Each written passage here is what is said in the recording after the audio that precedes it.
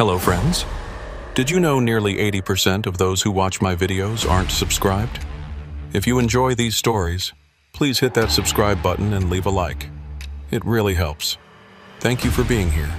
By the way, where are you watching from? Let me know in the comments. My name is Wendell Kirkland, and I've been hauling freight across state lines for the better part of 11 years now. I've seen my share of strange things on the road, but nothing prepared me for what happened on that run from Tucson to Phoenix back in the spring of 2019. Some nights I still wake up in a cold sweat thinking about the weight of that cargo and the look in that border agent's eyes when he told me to keep my mouth shut and drive. I was working for a mid-sized logistics company out of Albuquerque at the time. The pay wasn't great, but it was steady work, and they didn't ask too many questions about your background, which suited me just fine. I'd had some trouble with the law in my younger days, nothing violent. Just some DUIs and a possession charge that made finding decent work a real pain in the ass. The company knew about my record, and they hired me anyway, which meant I owed them a certain degree of loyalty, or at least that's what I told myself when things started going sideways. The job came through on a Tuesday afternoon. I was sitting in a truck stop outside of Tucson drinking burnt coffee and trying to decide if I wanted to spring for the meatloaf special when my dispatcher called. Her name was Rita, and she had this raspy smoker's voice that always made her sound annoyed, even when she wasn't. She told me there was a priority load that needed to go out that night headed for a warehouse in Phoenix. The pay was double my usual rate, which immediately struck me as odd, but Rita explained it away by saying the client needed it there by dawn and was willing to pay premium for the overnight haul. I asked her what the cargo was, and she paused for just a second too long before telling me it was restaurant equipment. Industrial freezers and refrigeration units destined for some new resort that was opening up in Scottsdale. It sounded plausible enough, and the money was too good to pass up, so I told her I'd take it. She gave me the address of the pickup location, which was at a warehouse on the outskirts of Tucson near the airport. She said the load would be ready by 8 that evening, and that I should plan on hitting the road by 9 at the latest. I killed a few hours at the truck stop trying to rest up for the overnight drive. I've never been great at sleeping during the day, though, and I ended up just lying in the sleeper cab staring at the ceiling and listening to the highway traffic rumble past. Around 7, I fired up the engine and made my way over to the pickup location. The address took me to an industrial area that I wasn't familiar with, all corrugated metal buildings and chain-link fences with hardly any streetlights to speak of. The whole area had this abandoned feeling to it, like most of the businesses had packed up and left years ago. I found the warehouse easily enough. It was a massive steel structure with a loading dock and a small office attached to the side. There were a couple of other semis parked in the lot, but no signs of life otherwise. I backed my truck up to the loading dock and killed the engine. The sun was just starting to set, and the sky had turned this deep orange color that made everything look like it was on fire. I sat there for a minute, taking in the silence. There was something off about the whole setup, but I couldn't put my finger on what exactly. Maybe it was just the isolation of the location, or the fact that there didn't seem to be anyone around despite the fact that I was supposedly picking up a priority load. I climbed out of the cab and walked over to the office door. It was unlocked, so I pushed it open and stepped inside. The office was small and cramped with a metal desk and a couple of filing cabinets shoved against the walls. There was a man sitting behind the desk, and he looked up when I came in. He was maybe in his mid-40s with thinning hair and a thick mustache that drooped down past the corners of his mouth. He was wearing a Border Patrol uniform, which caught me off guard. I'd picked up loads all over the Southwest, and I'd never once had a border agent involved in the process. He stood up and extended his hand. He introduced himself as Saul Everman and said he was there to oversee the loading process. I shook his hand and told him my name. His grip was firm and his palm was rough, like he'd spent a lot of time doing manual labor. He had this intense way of looking at you like he was trying to read your thoughts, and it made me uncomfortable. I asked him why Border Patrol was involved in loading restaurant equipment, and he smiled, but it didn't reach his eyes. He told me it was just routine that any cargo moving through this part of Arizona close to the border had to be inspected and cleared before it could be transported north. That explanation didn't sit right with me, but I wasn't in a position to argue. I needed the money, and I'd already committed to the job. Saul Everman told me to follow him out to the loading dock. We walked through a side door and into the warehouse proper. The space was huge and mostly empty except for a few pallets stacked near the loading dock. There were 2 other men waiting there, both of them wearing jeans and work boots, and neither of them said a word when we approached. They had this hard look about them, like they'd spent time in prison or worse.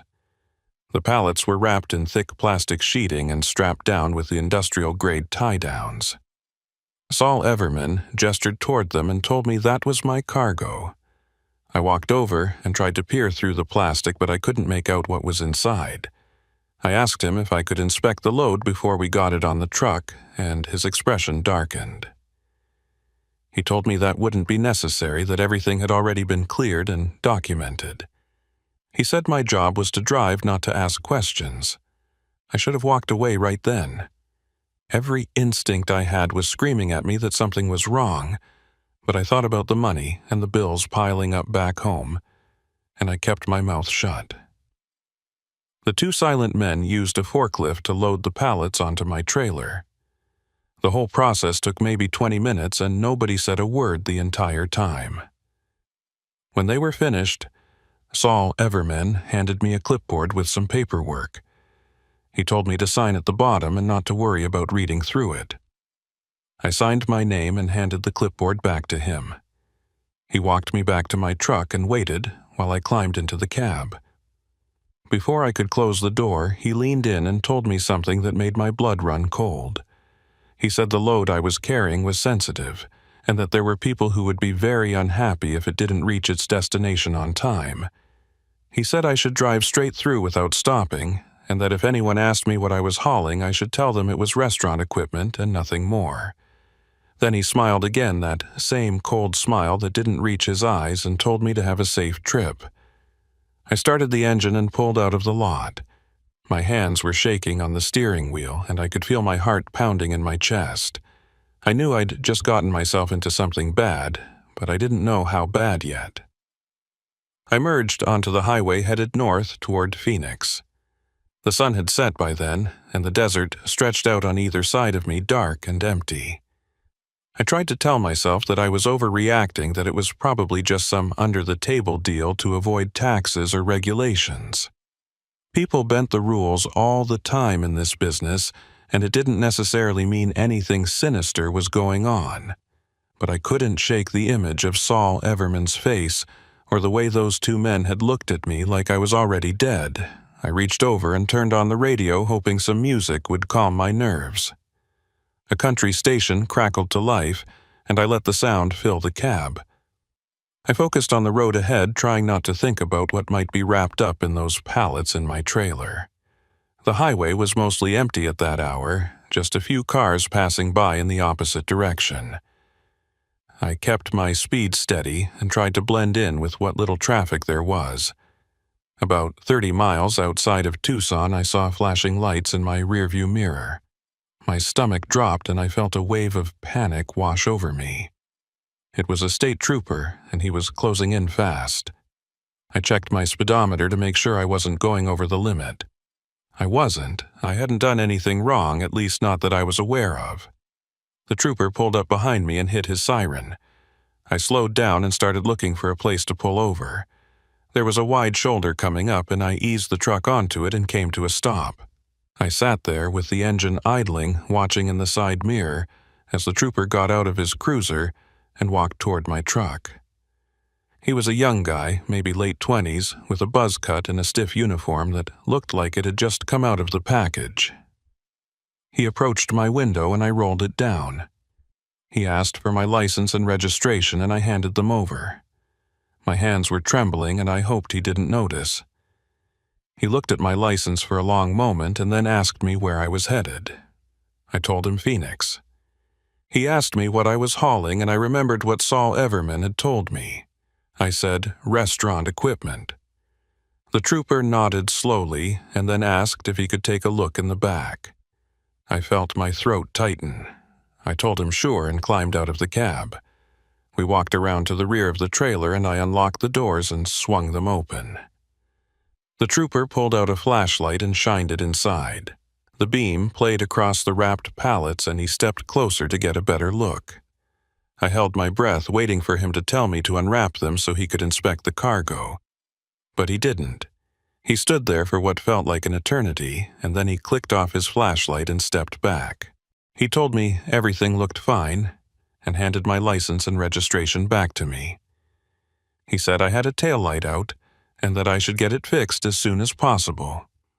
Then he walked back to his cruiser and drove off. I stood there in the dark, staring after him, trying to process what had just happened. There was no way he'd pulled me over for a taillight. He'd been looking for something specific, and for whatever reason he'd decided to let me go. I climbed back into the cab and sat there for a minute, trying to calm my racing heart. I pulled back onto the highway and kept driving. The encounter with the trooper had rattled me more than I wanted to admit. I kept glancing in the rearview mirror, half expecting to see more flashing lights, but the road behind me stayed dark. I tried calling Rita to tell her what had happened, but her phone went straight to voicemail. I left a message asking her to call me back, but I had a sinking feeling she wouldn't. The miles ticked by slowly, and the desert seemed to close in around me. I passed a few small towns, but I didn't stop. I thought about what Saul Everman had said about driving straight through, and I decided it was probably in my best interest to follow his instructions. Whatever was in my trailer, I didn't want to know.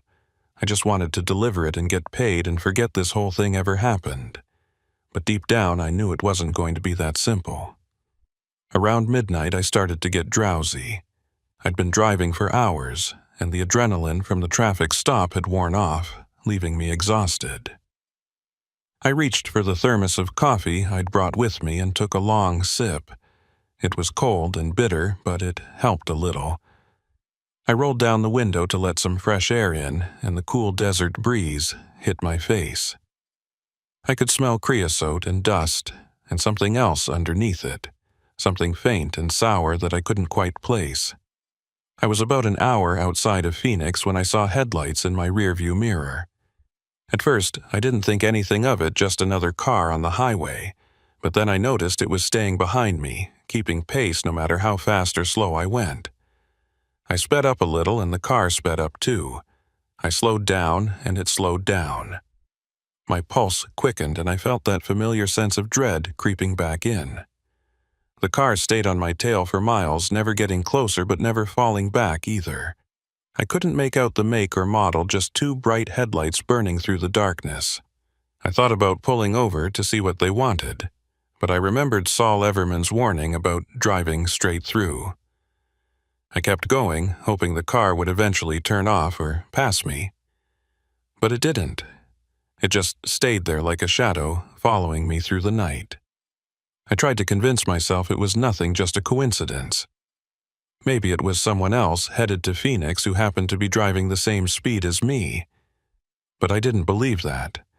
I knew I was being followed, and I knew it had something to do with the cargo in my trailer. I gripped the steering wheel tighter and kept my eyes on the road ahead. The lights of Phoenix were starting to appear on the horizon, and I prayed I could make it to the warehouse without anything going wrong. As I got closer to the city, the car behind me finally made its move. It sped up and pulled into the left lane, coming up alongside me. I glanced over and saw it was a black SUV with tinted windows. The passenger window rolled down, and I could see a figure inside, but I couldn't make out any details.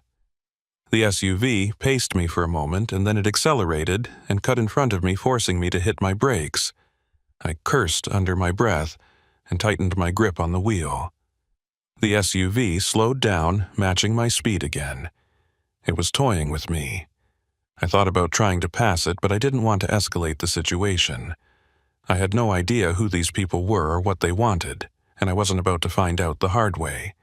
I kept my distance and followed the SUV as it led me off the highway and onto a side road. My heart was pounding, and my mind was racing with worst-case scenarios. The side road took us into an industrial area not unlike the one where I'd picked up the load.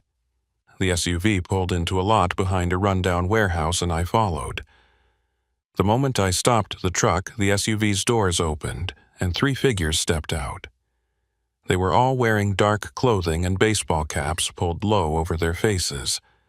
One of them was carrying something in his hand, and as he got closer I realized it was a gun. I reached for my phone, but before I could dial 911, the man with the gun tapped on my window with the barrel. He motioned for me to roll it down, and I did. He leaned in close enough that I could smell cigarette smoke on his breath and told me to get out of the truck. I did what he said. I climbed down from the cab and stood there with my hands raised, trying to show I wasn't a threat. The man with the gun told me to open the trailer. I walked around to the back and unlocked the doors. The 3 men moved past me and climbed inside. I stood there listening to the sound of plastic being torn and pallets being shifted. After a few minutes, one of them jumped down and told the other something I couldn't hear. They spent another 10 minutes inside the trailer and then they all climbed out. The man with the gun looked at me and told me I'd done a good job. He said I should get back in my truck and finish the delivery like nothing had happened. He said if I told anyone about this stop or about them, they'd know, and they'd come looking for me. Then he and the other 2 men got back in the SUV and drove off, leaving me standing there in the dark. I climbed back into the truck and sat there for a long time, trying to process what had just happened. I knew I should call the police, but I also knew that would only make things worse. Whoever these people were, they were connected, and they weren't afraid to use violence. I thought about Saul Everman and the way he'd looked at me back at the warehouse. I wondered if he was part of this or if he was just another cog in the machine. Eventually, I started the engine and pulled back onto the road. I drove the rest of the way to the Phoenix warehouse in silence. When I got there, the loading dock was empty, and there was no one waiting for me. I backed the truck up to the dock and sat there for a while, trying to decide what to do. Finally, I got out and opened the trailer doors. The pallets were still there, but some of the plastic had been torn away and I could see what was inside now. It wasn't restaurant equipment. The packages inside weren't freezers or refrigeration units. They were bundles wrapped in heavy plastic and duct tape, the kind of packaging you see in movies about drug smugglers or worse. I stood there staring at them, feeling my stomach turn over. I'd suspected something was off from the beginning, but seeing it laid out in front of me like that made it real in a way I wasn't prepared for. I reached out and touched one of the bundles. It was solid and heavy, and I pulled my hand back like I'd been burned. I should have called the cops right then and there. That's what any reasonable person would have done. But I kept thinking about the man with the gun, and the way he'd looked at me when he said they'd come looking for me if I talked.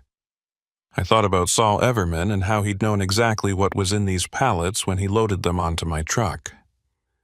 I thought about Rita and how she'd gone silent after sending me on this job.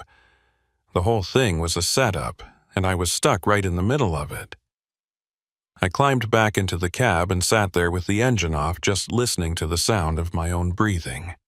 The warehouse district was quiet at that hour. Nothing but the distant hum of highway traffic and the occasional bark of a dog somewhere in the darkness. I pulled out my phone and stared at it, trying to decide what to do. I could call the police and tell them everything, but that would mean admitting I'd knowingly transported illegal cargo across state lines. I could lose my license, my job, maybe even end up in prison. And that was assuming the people who'd stopped me on the side of the road didn't get to me first. I thought about just driving away, leaving the truck and the cargo and disappearing into the night. I had some money saved up, not much, but enough to get me out of Arizona and maybe start over somewhere else. But I knew that was a fantasy. These people, whoever they were, had my name, my phone number, probably my address. If I ran, they'd find me eventually. The only way out was through. I started the engine and pulled away from the loading dock. I didn't know where I was going, I just needed to move to do something other than sit there paralyzed by fear and indecision. I drove through the empty streets of Phoenix, aimlessly turning down one road and then another. The city was still asleep, and the streetlights cast long shadows across the pavement. I felt like I was the only person left in the world. After about 20 minutes of driving, I found myself pulling into a 24-hour diner. I needed coffee, and I needed to think. I parked the truck in the lot and walked inside. The place was nearly empty, just a tired-looking waitress behind the counter and an old man sitting in a booth by the window nursing a cup of coffee. I slid into a booth near the back and ordered coffee and a plate of eggs I had no intention of eating. The waitress brought my order, and I sat there stirring sugar into my coffee and trying to figure out my next move. I kept replaying the events of the night in my head, looking for some detail I'd missed, some clue that might tell me who these people were or what they wanted. But I kept coming back to the same conclusion I was in over my head, and I didn't know how to get out. I was so lost in thought that I didn't notice the man slide into the booth across from me until he cleared his throat. I looked up and my blood went cold. It was Saul Everman. He was wearing civilian clothes now, jeans and a flannel shirt, but I recognized his face immediately. He smiled at me, that same cold smile from the warehouse, and gestured for me to stay seated. He told me he'd been following me since I left the pickup location. He said he wanted to make sure the delivery went smoothly and that there weren't any complications. I asked him what the hell I'd just hauled across the state, and he leaned back in the booth and crossed his arms. He said it didn't matter what it was, that my job had been to drive, and I'd done that. He said as long as I kept my mouth shut, everything would be fine. I told him I didn't want any part of this, that I was done. He laughed and shook his head. He said it was too late for that now that I was already involved, whether I liked it or not. He said the people he worked for had eyes everywhere, and that if I tried to go to the police or if I tried to run, they'd know. He said the best thing I could do was forget about tonight and move on with my life. I felt anger rising in my chest, replacing the fear that had been there a moment before. I asked him who the hell he thought he was threatening me like that. He didn't flinch. He leaned forward and told me in a low voice that he wasn't threatening me, he was giving me advice. He said he'd seen what happened to people who didn't take that advice, and it wasn't pretty. Then he stood up, dropped a $20 bill on the table, and walked out of the diner. I sat there for a long time after he left, staring at the $20 bill like it was a snake coiled up on the table. The waitress came by and asked if I wanted more coffee, but I shook my head and told her I was fine. I paid for my meal and walked back out to the truck. The sun was starting to rise and the sky was turning pink and orange. It should have been beautiful, but all I felt was dread. I drove back to the warehouse and parked the truck in the lot. I didn't know what else to do. I couldn't just leave it there, and I couldn't take it back to the company yard without explaining what had happened. I sat in the cab watching the sun come up and trying to figure out what my next move was. That's when my phone rang. It was Rita. She sounded different on the phone, not as sharp or businesslike as usual. She asked me if the delivery had gone okay, and I told her it had. She was quiet for a moment, and then she told me the client had called and said they were very happy with my work. She said there might be more jobs like this in the future if I was interested. I told her I'd think about it, and she hung up. I knew what that meant. This wasn't a one-time thing. They were testing me, seeing if I'd keep my mouth shut and do what I was told. And if I passed the test, there would be more loads, more deliveries, more nights like this one. I thought about refusing, about telling Rita I was done with the company and finding work somewhere else. But I also thought about Saul Everman and the man with the gun, and the way they'd both made it clear that walking away wasn't an option. I spent the rest of that day in a fog. I drove back to my apartment and tried to sleep, but every time I closed my eyes, I saw those bundles wrapped in plastic and duct tape. I saw Saul Everman's cold smile and the barrel of the gun tapping against my window. I felt trapped, like the walls were closing in around me, and there was no way out. Over the next few days, I waited for something to happen. I kept expecting the police to show up at my door, or for the company to fire me, or for those men in the SUV to come back. But nothing happened. Life just went on like normal.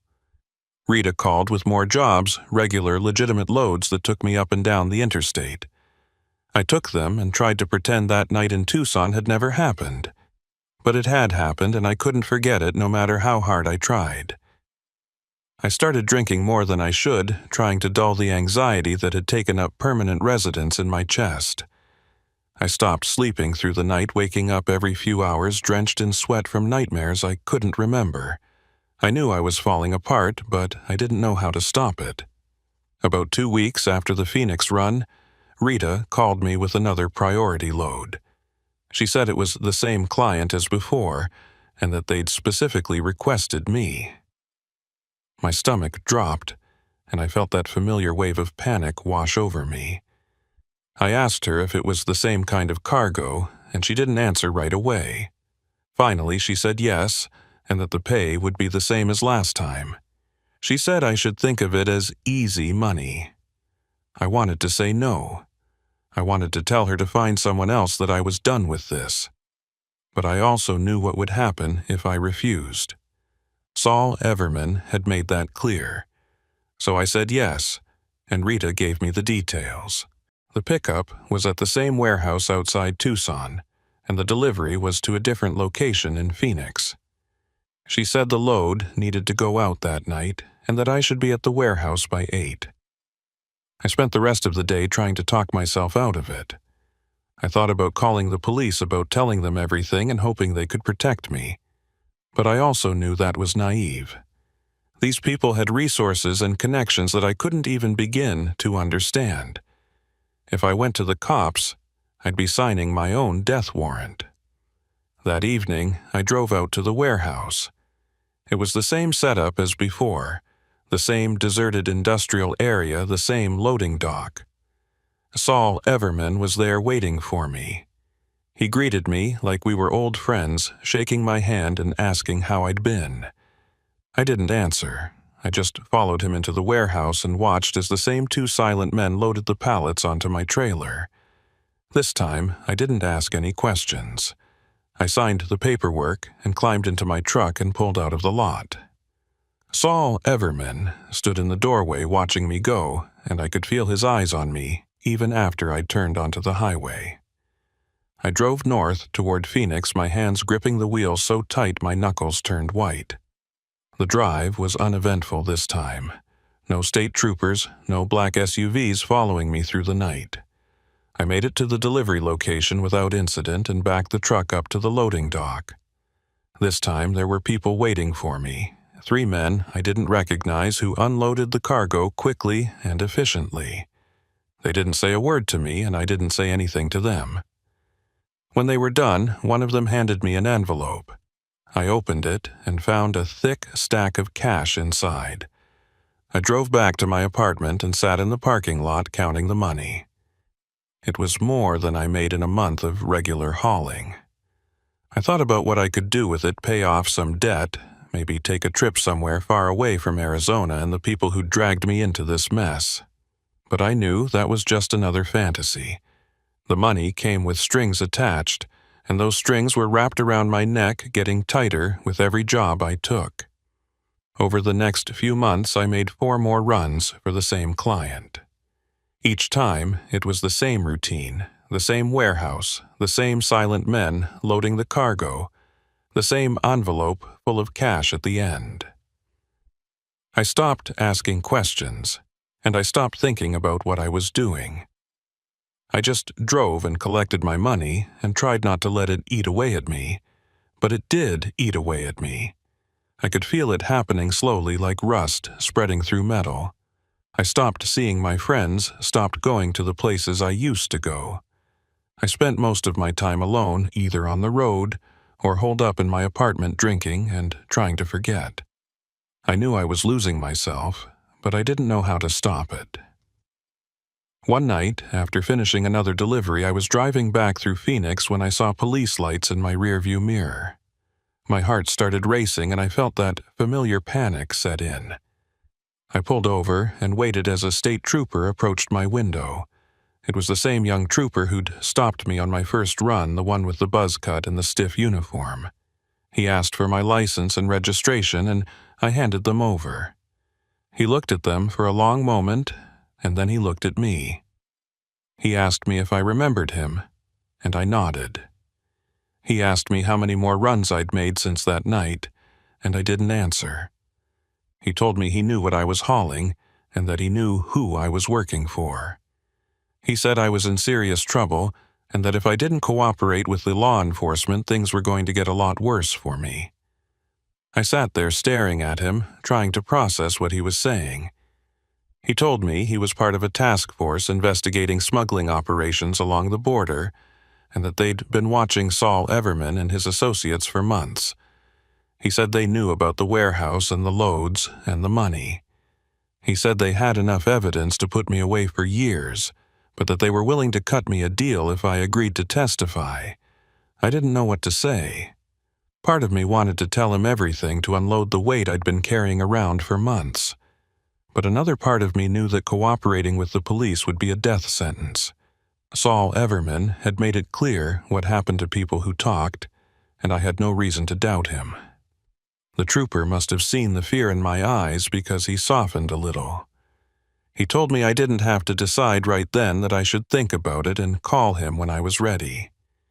He handed me a business card with his number on it and told me to be careful. Then he got back in his cruiser and drove off. I sat there in the dark, holding the business card and trying to figure out what to do. I knew the walls were closing in and that eventually I'd have to make a choice.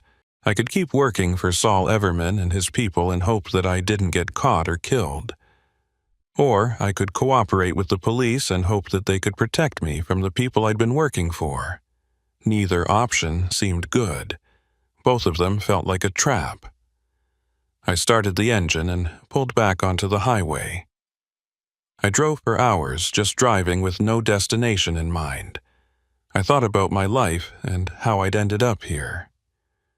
I thought about the choices I'd made and the roads I'd taken that had led me to this moment. By the time the sun came up, I still didn't have an answer. I was tired and scared, and I didn't know who to trust. All I knew was that I couldn't keep doing this, that eventually something was going to give. I just hoped that when it did, I'd still be alive to see it. I pulled into a rest stop and parked the truck. I sat there watching the morning traffic roll by and thinking about the business card in my pocket. The trooper had given me a way out, but taking it would mean putting my life in the hands of people I didn't know, and hoping they could keep me safe from people who'd already proven they could get to me anywhere. I thought about calling him right then and there, but I couldn't bring myself to do it. Instead, I just sat there paralyzed by fear and indecision. The sun climbed higher in the sky, and the rest stop filled up with travelers and truckers, all of them going about their lives oblivious to the hell I was living in. Finally, I started the engine and pulled back onto the highway. I didn't know where I was going or what I was going to do. All I knew was that I couldn't stay in that rest stop forever. I had to keep moving, even if I didn't know where I was headed. 3 days passed before Rita called me again. I'd spent those days holed up in my apartment, drinking cheap whiskey and staring at the trooper's business card. I must have picked it up 100 times, ready to dial the number, but each time I'd set it back down and pour myself another drink. The walls of my apartment felt like they were pressing in on me, and I couldn't shake the feeling that I was being watched. Every car that drove by, every footstep in the hallway outside my door, made my heart race. When Rita's call finally came, I almost didn't answer. I saw her name on the screen and felt my stomach drop. Part of me wanted to let it go to voicemail to pretend I wasn't home to buy myself a little more time. But I knew that would only make things worse.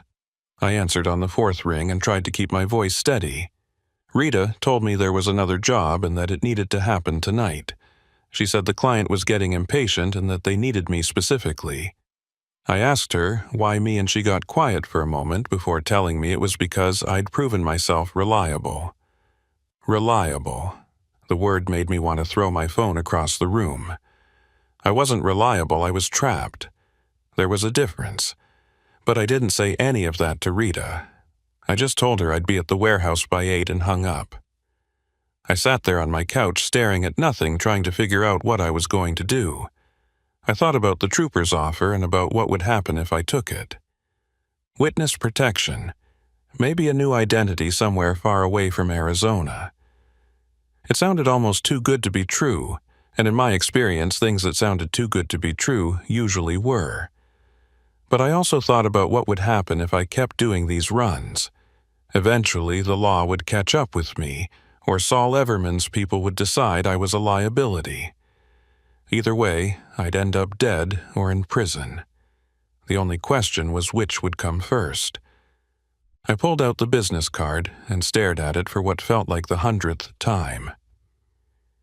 The trooper's name was printed in small black letters, and underneath it was a phone number and an email address. I memorized both, and then I tore the card into tiny pieces and flushed them down the toilet. I didn't call him, not yet. I needed more time to think, to figure out what my play was going to be. I grabbed my keys and headed out to my truck. The sun was setting, and the sky was turning that same orange color it had been on my first run to Phoenix. It felt like a lifetime ago, even though it had only been a few months. I climbed into the cab and started the engine. The familiar rumble of the diesel motor was oddly comforting, and for a moment I let myself pretend that this was just another normal job. The drive to Tucson took about 2 hours, and I spent most of it in silence. I didn't turn on the radio, and I didn't let my mind wander. I just focused on the road ahead, watching the white lines blur past in the headlights. When I finally pulled into the warehouse district, it was fully dark. The streets were empty, and the only light came from a few scattered street lamps that cast long shadows across the pavement. I backed my truck up to the loading dock and killed the engine. Saul Everman was waiting for me just like he always was. He stepped out of the shadows as I climbed down from the cab and gave me that same cold smile. He asked me how I'd been, and I told him fine. He nodded like he believed me, but I could see in his eyes that he knew I was lying. He led me into the warehouse, and I followed him past the same 2 silent men who were already loading the pallets onto my trailer. I watched them work their movements efficient and practiced like they'd done this 1,000 times before. Saul Everman handed me the clipboard, and I signed my name without reading the paperwork. He told me the delivery address was different this time, that I'd be heading to a location just outside of Phoenix near the foothills. He said there would be someone waiting for me there, and that I should follow their instructions exactly. I nodded and climbed back into my truck. As I pulled out of the lot, I saw Saul Everman standing in the doorway watching me leave. His silhouette was backlit by the fluorescent lights of the warehouse, and for a moment he looked almost like a statue, cold and unmoving. I merged onto the highway and headed north. The road was mostly empty at that hour, just a few semis and passenger cars scattered across the lanes. I kept my speed steady and tried not to think about what was in my trailer. I'd learned over the past few months that ignorance was easier than knowledge. If I didn't know exactly what I was hauling, then I could pretend it was something less sinister than I suspected. It was a lie I told myself, but it was the only thing that kept me sane. About an hour into the drive, I noticed headlights behind me. At first, I thought it was just another truck, but as the miles passed, I realized it was staying with me, keeping the same distance no matter how fast or slow I went. My pulse quickened and I felt that familiar sense of dread settle over me. I told myself it was nothing, that I was just being paranoid, but deep down, I knew better. I'd been followed before, and this felt the same. I took an exit off the highway, hoping to lose whoever was behind me. The exit led to a small 2-lane road that cut through the desert. The headlights followed me off the highway and stayed on my tail. I sped up, pushing the truck faster than I should have on the narrow road. The headlights sped up too. My hands were sweating on the steering wheel and I could feel my heart pounding in my chest. I thought about pulling over and confronting whoever was following me, but I knew that was a bad idea. The road twisted through the desert for several miles before reconnecting with the highway. I merged back onto the interstate and the headlights followed.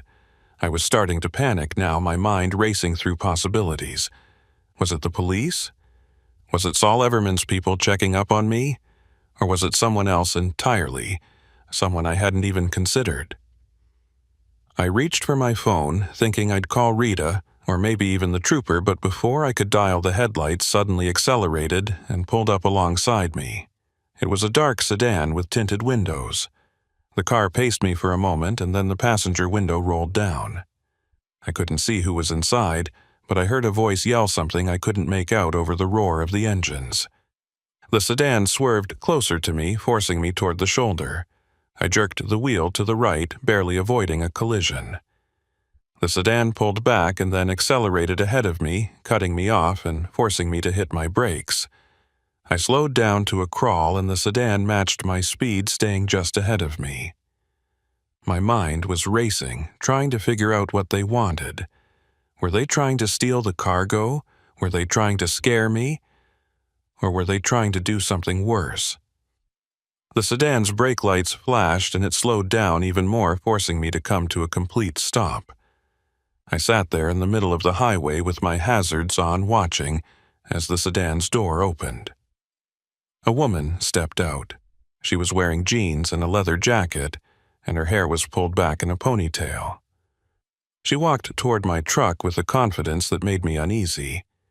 I rolled down my window as she approached, and she stopped a few feet away. She told me her name was Clara June Blevins, and that she needed to talk to me. I asked her what she wanted, and she glanced over her shoulder before looking back at me. She said she knew what I was hauling, and she knew who I was working for. She said she'd been watching me for weeks, trying to figure out the best way to approach me. I felt my blood run cold.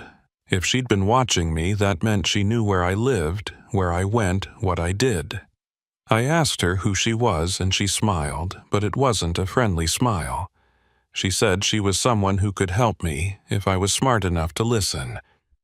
Clara June Blevins told me she was a federal investigator working undercover to bring down the smuggling operation I'd gotten caught up in. She said she knew about Saul Everman and the warehouse and the deliveries. She said they had enough evidence to shut the whole thing down, but they needed someone on the inside, someone who could testify about what they'd seen. She said if I cooperated, they could protect me, put me in witness protection, and make sure I didn't do any prison time. It was the same offer the trooper had made, but hearing it from her made it feel more real somehow. I asked her how I could trust her, and she reached into her jacket and pulled out a badge. She held it up for me to see, and I squinted at it in the dim light. It looked legitimate, but I wasn't sure. I'd heard stories about people impersonating federal agents, and I didn't know if this was one of those situations. Clara June Blevins must have sensed my hesitation because she told me I didn't have to decide right now. She said I should think about it and call her when I was ready. She handed me a business card and told me to be careful. She said the people I was working for were dangerous and that they wouldn't hesitate to eliminate anyone they saw as a threat. Then she walked back to her sedan and drove off, leaving me sitting there in the middle of the highway. I sat there for a long time trying to process what had just happened. 2 law enforcement officers had now approached me with the same offer. That meant they were serious about bringing down Saul Everman and his operation, but it also meant I was caught in the middle of something much bigger than I'd realized. I thought about the cargo in my trailer and about all the runs I'd made over the past few months. I thought about the money I'd been paid and about how none of it had been worth the cost. I started the engine and pulled back onto the highway. The rest of the drive to Phoenix was uneventful. I followed the directions Saul Everman had given me and ended up at a small warehouse on the outskirts of the city. There were 2 men waiting for me, and they unloaded the cargo quickly and efficiently. One of them handed me an envelope, and I didn't bother counting the cash inside. I just shoved it in my pocket and climbed back into my truck. I drove back to my apartment and sat in the parking lot staring at Clara June Blevins' business card. I thought about calling her right then, but I couldn't bring myself to do it. I was exhausted and confused, and I didn't trust my own judgment anymore. I went inside and collapsed on my couch. I didn't bother taking off my boots or turning on the lights. I just lay there in the darkness staring at the ceiling and trying to figure out what I was going to do. The next morning, I woke up to my phone ringing. It was Rita. She told me there was another job and that it needed to happen that night. I felt a surge of anger and frustration. I told her I needed a break, that I'd been doing too many runs, and I needed some time off. She was quiet for a moment, and then she told me that wasn't possible. She said the client had specifically requested me and that refusing wasn't an option. I started to argue, but she cut me off. She said if I didn't show up tonight, there would be consequences, and then she hung up. I sat there holding my phone, feeling the walls close in around me. I knew what those consequences would be. Saul Everman had made it clear from the beginning what happened to people who didn't cooperate. I thought about running about packing a bag and getting as far away from Arizona as I could. But I also knew that wouldn't work. These people had resources and connections I couldn't begin to compete with. If I ran, they'd find me eventually. I pulled out Clara June Blevins' business card and stared at it. I thought about what she'd said about witness protection and starting over somewhere new. It sounded like a dream, like something that happened to other people, not to someone like me. But I was running out of options. I could keep doing these runs and hope I didn't get caught or killed, or I could take the chance and trust that the feds could protect me. I picked up my phone and dialed the number on the card. It rang 3 times before Clara June Blevins answered. I told her who I was and that I was ready to talk. She said she'd been waiting for my call and that we needed to meet somewhere safe. She gave me an address and told me to come alone. I said I would and hung up. I spent the rest of the day preparing. I didn't know what would happen once I met with Clara June Blevins, but I knew my life was about to change in ways I couldn't predict. I thought about the choices I'd made and the roads I'd taken that had led me here. I thought about my old man David and what he would have said if he'd known what I'd gotten myself into. He'd always told me to do the right thing even when it was hard. I'd ignored that advice for a long time, but maybe it wasn't too late to start listening. That evening, I drove to the address Clara June Blevins had given me. It was a small office building in a quiet part of Phoenix. I parked my truck and walked inside. The lobby was empty except for a security guard who barely looked up as I passed. I took the elevator to the 3rd floor and found the office number she'd given me. I knocked on the door and waited. Clara June Blevins opened the door and gestured for me to come in. The office was small and sparsely furnished with just a desk and a couple of chairs. There was another person in the room, a man in a suit who introduced himself as a federal prosecutor. He shook my hand and told me to sit down. I did, and Clara June Blevins sat across from me. She told me they were going to ask me some questions and that I should answer them honestly. She said everything I told them would be used to build a case against Saul Everman and his associates. I spent the next 3 hours telling them everything. I told them about the first run, and about Saul Everman, and about the men in the black SUV. I told them about the pallets and the money, and about Rita and the phone calls. I told them about the warehouse and the deliveries, and about the nights I'd spent lying awake wondering if I was going to end up dead or in prison. I told them everything I could remember, and when I was done, I felt like a weight had been lifted off my shoulders. The prosecutor told me I'd done the right thing and that they would do everything they could to protect me. He said they'd need me to make one more delivery so they could catch Saul Everman and his people in the act. He said they'd be watching the entire time and that I'd be safe. I didn't believe him, but I didn't have a choice. I'd already committed to cooperating, and backing out now would only make things worse. Clara. June Blevins walked me to the elevator and told me to be careful. She said Saul Everman was smart and that if he suspected anything, he wouldn't hesitate to act. She told me to call her if anything felt wrong and that they'd pull me out immediately. I nodded and got on the elevator. As the doors closed, I saw her standing there watching me, and I wondered if I'd just made the biggest mistake of my life. I drove back to my apartment and tried to sleep, but I couldn't. I kept thinking about the delivery I'd have to make and about what would happen if something went wrong. I thought about Saul Everman and the way he looked at me like he could see right through me. I thought about the men in the black SUV and about what they'd do if they found out I was working with the feds. The next evening, I drove to the warehouse in Tucson. Saul Everman was waiting for me like always. He greeted me with that same cold smile and handed me the clipboard. I signed my name and watched as the two silent men loaded the pallets onto my trailer. Everything felt the same as it always had, but I couldn't shake the feeling that something was different, that Saul Everman knew what I'd done. As I climbed into my truck, Saul Everman leaned in through the window. He told me this was an important delivery and that I needed to be extra careful. He said there had been some problems lately and that they were watching everyone more closely. My heart started racing and I felt sweat bead on my forehead. I asked him what kind of problems, and he just smiled. He said I shouldn't worry about it, that as long as I did my job, everything would be fine. I pulled out of the lot and headed north toward Phoenix. I kept checking my mirrors, expecting to see Saul Everman's car following me or the black SUV pulling up alongside me. But the road stayed empty. Clara, June Blevins had said they'd be watching, but I couldn't see any sign of them. I felt completely alone, like I was walking a tightrope with no net to catch me if I fell. About halfway to Phoenix, my phone rang. It was an unknown number, and I almost didn't answer. But something told me I should, so I picked up. It was Saul Everman. He told me to pull over at the next exit, that there'd been a change of plans. My blood went cold and I felt my hands start to shake. I asked him what was going on, and he said he'd explain when I got there. Then he hung up. I didn't know what to do.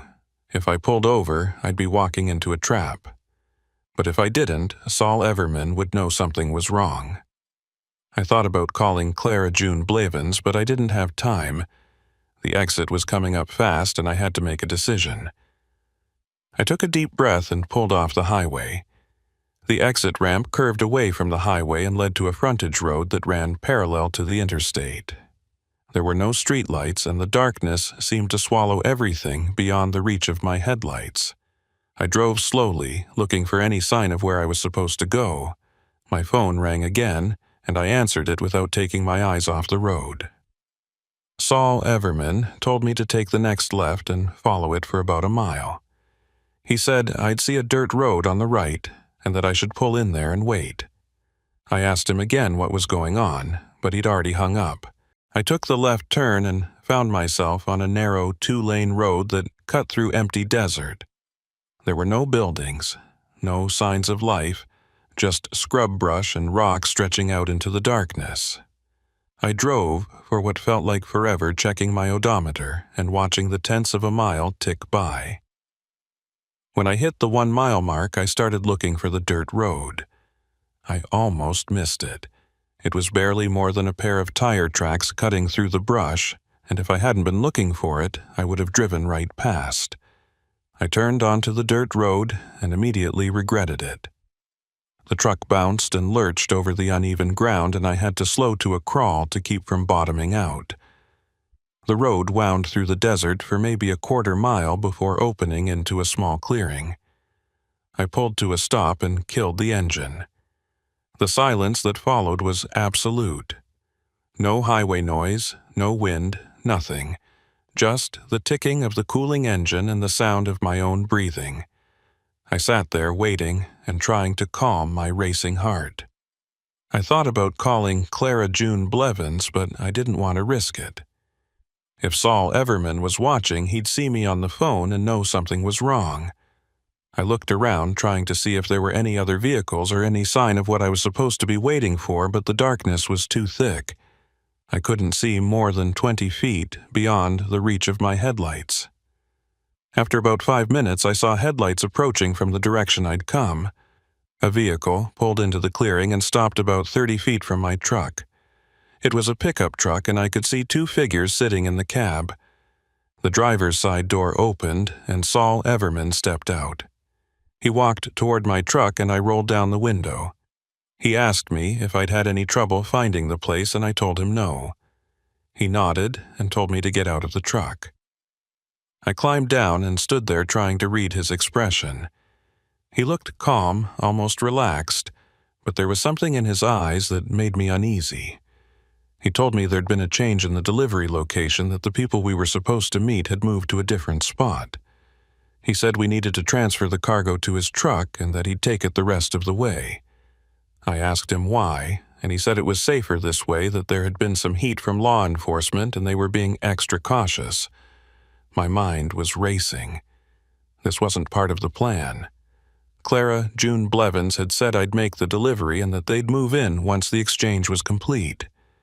If Saul Everman took the cargo now, the whole operation would fall apart.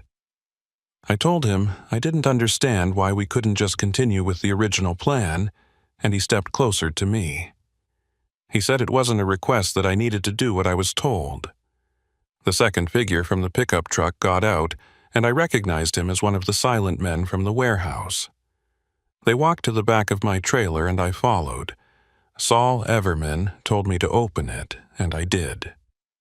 The 2 of them climbed inside and started pulling the pallets toward the edge. I stood there watching them work and trying to figure out what to do. If I let them take the cargo, I'd have nothing to show the feds. But if I tried to stop them, Saul Everman would know I was working against him. I felt trapped, like no matter what I did, I was going to lose. That's when I heard the sound of more vehicles approaching. Headlights appeared on the dirt road, and within seconds the clearing was flooded with light. 3 SUVs pulled in, surrounding us and blocking any possible escape route. Doors opened, and people started pouring out, all of them wearing jackets with large letters printed on the back. DEA, FBI, Border Patrol. Saul Everman froze, and I saw his hand move toward his waistband, but he stopped himself. The silent man dropped the pallet he was holding and raised his hands. Clara June Blevins stepped forward from one of the SUVs. She was wearing a tactical vest and holding a pistol. She shouted for everyone to get on the ground, and Saul Everman complied, slowly lowering himself to his knees with his hands behind his head. I stood there, not sure what I was supposed to do. One of the agents grabbed me and pushed me against the side of my truck. He told me not to move, and I nodded. I watched as they cuffed Saul Everman and the other man and read them their rights. Clara June Blevins walked over to me and told me I'd done good. She said they'd gotten everything they needed, and that Saul Everman and his associates would be going away for a long time. I asked her what would happen to me, and she said they'd keep their end of the bargain. She said I'd be placed in witness protection and given a new identity. She said it would take a few weeks to process everything, but that in the meantime I'd be kept in a safe house where no one could get to me. They took Saul Everman and the other man away, and several agents started unloading the cargo from my trailer. Clara June Blevins told me to get in one of the SUVs, and I did. We drove back to Phoenix in silence. I sat in the back seat staring out the window and trying to process everything that had just happened. I'd spent months living in fear, and now it was over.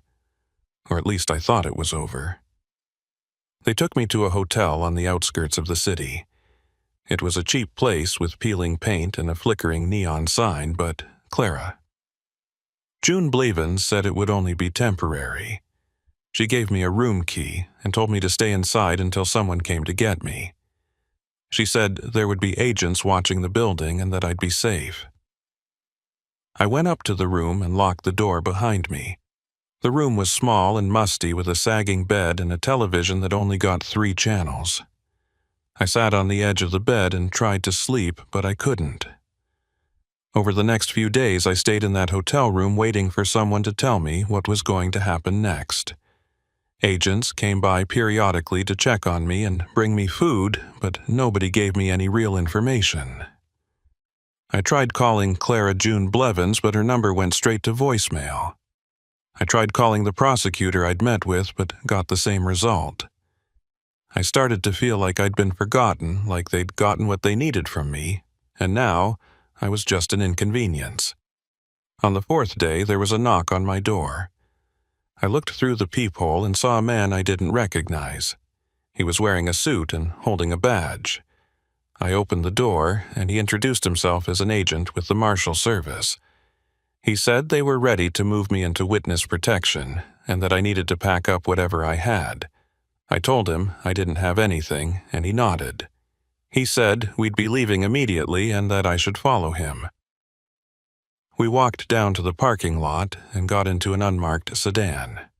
The agent didn't say much during the drive, just told me that we were going to a processing center where they'd set me up with new documents and a new identity. I asked him where I'd be going, and he said he couldn't tell me that yet. He said it was for my own safety that the fewer people who knew where I was, the better. The processing center was a nondescript building in an industrial area. We went inside, and I was led to a small office where another agent was waiting. She asked me a series of questions about my background, my family, my work history. She told me they'd be creating a complete new identity for me and that I'd have to leave everything from my old life behind. I asked if I'd ever be able to contact anyone from my past, and she shook her head. She said that wasn't possible, that doing so would compromise my safety. Over the next week, I went through the process of becoming someone else. They gave me a new name, new social security number, new driver's license. They set me up with a bank account and a job in a city I'd never been to. They gave me a small apartment and told me to keep a low profile. They said someone would check in on me periodically, but that otherwise I'd be on my own. When it was finally time to leave, they drove me to the airport and put me on a plane. I didn't know where I was going until I was already in the air. The city they'd chosen was small and quiet, nothing like the places I was used to. When I arrived, I took a cab to the address they'd given me and found a 1-bedroom apartment in a rundown complex. I unlocked the door and stepped inside. The place was furnished, but barely. A couch, a table, a bed. The bare minimum. I spent the first few weeks in my new city trying to adjust to my new life. I started my new job working at a warehouse loading trucks. It was ironic in a way that I'd spent years driving trucks, and now I was loading them. The work was hard and the pay was terrible, but I kept my head down and did what I was told. I didn't make friends, and I didn't talk to anyone more than I had to. I was living in a kind of limbo, caught between who I used to be and who I was supposed to be now. But the thing about running from your past is that it never really goes away. No matter how far you go or how much you try to forget, it's always there, lurking in the back of your mind. I started having nightmares about Saul Everman, about the warehouse, about the runs I'd made through the desert. I'd wake up in the middle of the night drenched in sweat, convinced that someone was coming for me. I'd get up and check the locks on the door and look out the window at the empty parking lot below. One night, about 3 months after I'd been relocated, I came home from work and found an envelope taped to my door. There was no name on it, no return address. I took it inside and opened it. Inside was a single photograph. It showed me walking out of the warehouse where I worked. The angle suggested it had been taken from across the street, maybe from a parked car. On the back of the photograph, someone had written 4 words in neat block letters. "We know where you are." I stood there staring at the photograph, feeling my blood run cold. I grabbed my phone and called the number the marshals had given me for emergencies. It rang 6 times before going to voicemail. I called again and got the same result.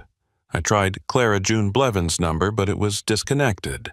I tried the prosecutor and got a message saying the number was no longer in service. It was like everyone I'd dealt with had vanished. I spent that night sitting on my couch with all the lights off, staring at the door and waiting for it to burst open. But nothing happened. The night passed slowly, and when the sun finally came up, I was still sitting there. I didn't go to work that day. I stayed in my apartment trying to figure out what to do. I thought about running about packing a bag and disappearing again, but I knew that wouldn't work. If they'd found me, once they could find me again. Over the next few days, I kept waiting for something to happen. I expected to find another photograph, or to see someone following me, or to come home and find my apartment ransacked. But nothing happened. Everything stayed quiet and normal. I started to wonder if I'd imagined the whole thing, if the stress and paranoia had finally gotten to me. But the photograph was real. I kept it hidden in a drawer, and every few days I'd take it out and look at it, just to remind myself that it wasn't my imagination. Weeks turned into months, and I fell into a routine. I went to work. I came home. I ate dinner. I went to bed. I stopped checking over my shoulder every few minutes, and I stopped jumping at every unexpected sound. I started to relax, to believe that maybe the photograph had been a warning and nothing more. Maybe whoever had found me had decided I wasn't worth the trouble. Maybe they'd moved on to bigger problems. But deep down, I knew that wasn't true. I knew that the people I'd crossed didn't forget, and they didn't forgive. I knew that someday, somewhere, they'd come for me. It might be tomorrow, or it might be years from now, but it would happen. That's the price I paid for the choices I made. I traded my old life for a new one, but the debt was still there waiting to be collected. I still drive sometimes, not for work, just to clear my head. I'll get in my car and take long drives through empty roads late at night. It reminds me of my time as a trucker, of the freedom I felt behind the wheel. But it also reminds me of that night in the desert, of Saul Everman's cold smile, and of the cargo I hauled without asking questions. Those memories never leave me, no matter how far I drive or how fast I go. Sometimes I wonder what happened to Saul Everman, if he's sitting in a prison cell somewhere thinking about the operation that fell apart. I wonder if he knows it was me who brought it all down, or if he thinks it was just bad luck. I wonder if he sent people looking for me, or if he's forgotten about me entirely. I'll probably never know the answer to those questions. What I do know is that I'm not Wendell Kirkland anymore. That person died the night I got on that plane and flew to a city I'd never heard of. The person I am now is someone else entirely, someone with a different name and a different history. But sometimes, late at night when I can't sleep, I forget which person I'm supposed to be. I forget if the memories I have are real, or if they belong to someone who doesn't exist anymore. I keep the photograph hidden in my apartment. I don't know why I haven't thrown it away. Maybe it's because it's the only proof I have that my old life was real, that I didn't just dream the whole thing up. Or maybe it's because I want to remember what happens when you make a deal with the devil. You might get what you want in the moment, but eventually the bill comes due. I think about that first run a lot. I think about how I could have said no to Rita, how I could have walked away when Saul Everman gave me that cold smile. I think about all the choices I made that led me to this point, and I wonder if things could have turned out differently. But the truth is, I'll never know. The past is the past, and there's no changing it. All I can do is keep moving forward and hope that the people looking for me never find what they're searching for. Last week, I came home and found my apartment door slightly ajar. I stood in the hallway for a long time, trying to decide if I should go inside or run.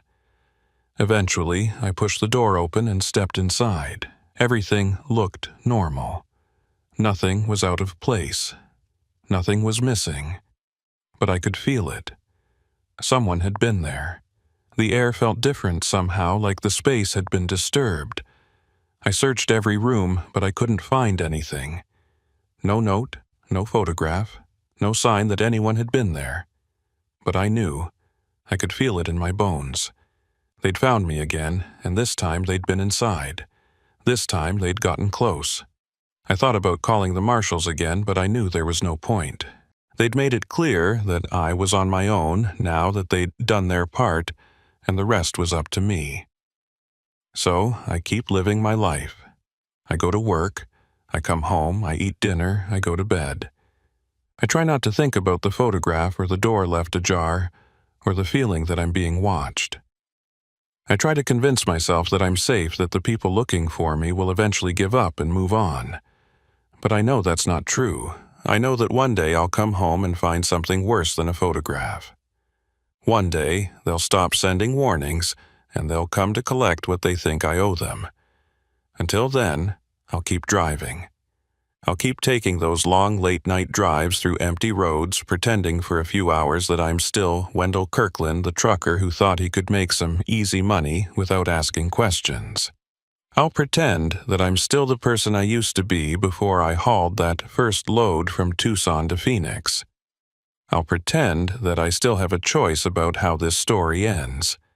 But the truth is, my story ended the night I signed that clipboard in Saul Everman's warehouse. Everything that's happened since then has just been the epilogue, and I don't know how long epilogues are supposed to last, or what happens when they finally run out of pages. All I know is that I'm still here, I'm still breathing, and for now, that's enough. My name is Virgil Tanner, and I've been hauling freight across the Southwest for the better part of 8 years. I've driven through every kind of weather you can imagine: blizzards in Colorado, dust storms in Arizona, ice storms in the Panhandle. I've seen roadside accidents that would turn your stomach, and I've passed stranded motorists in places so remote you'd think they were on another planet. In all that time, I'd never needed help myself. I'd always been the one doing the helping, or at least driving past and calling it in.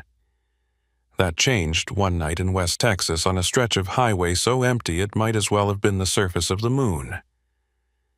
It was late September, and I was hauling a load of construction materials from El Paso to Albuquerque.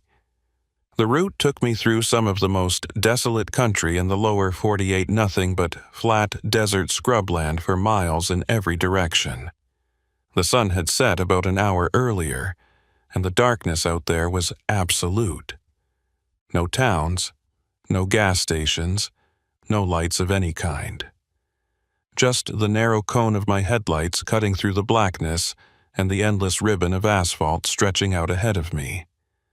I'd been driving for about 6 hours straight, and I was starting to feel it. My eyes were getting heavy, and I was having trouble keeping my focus on the road.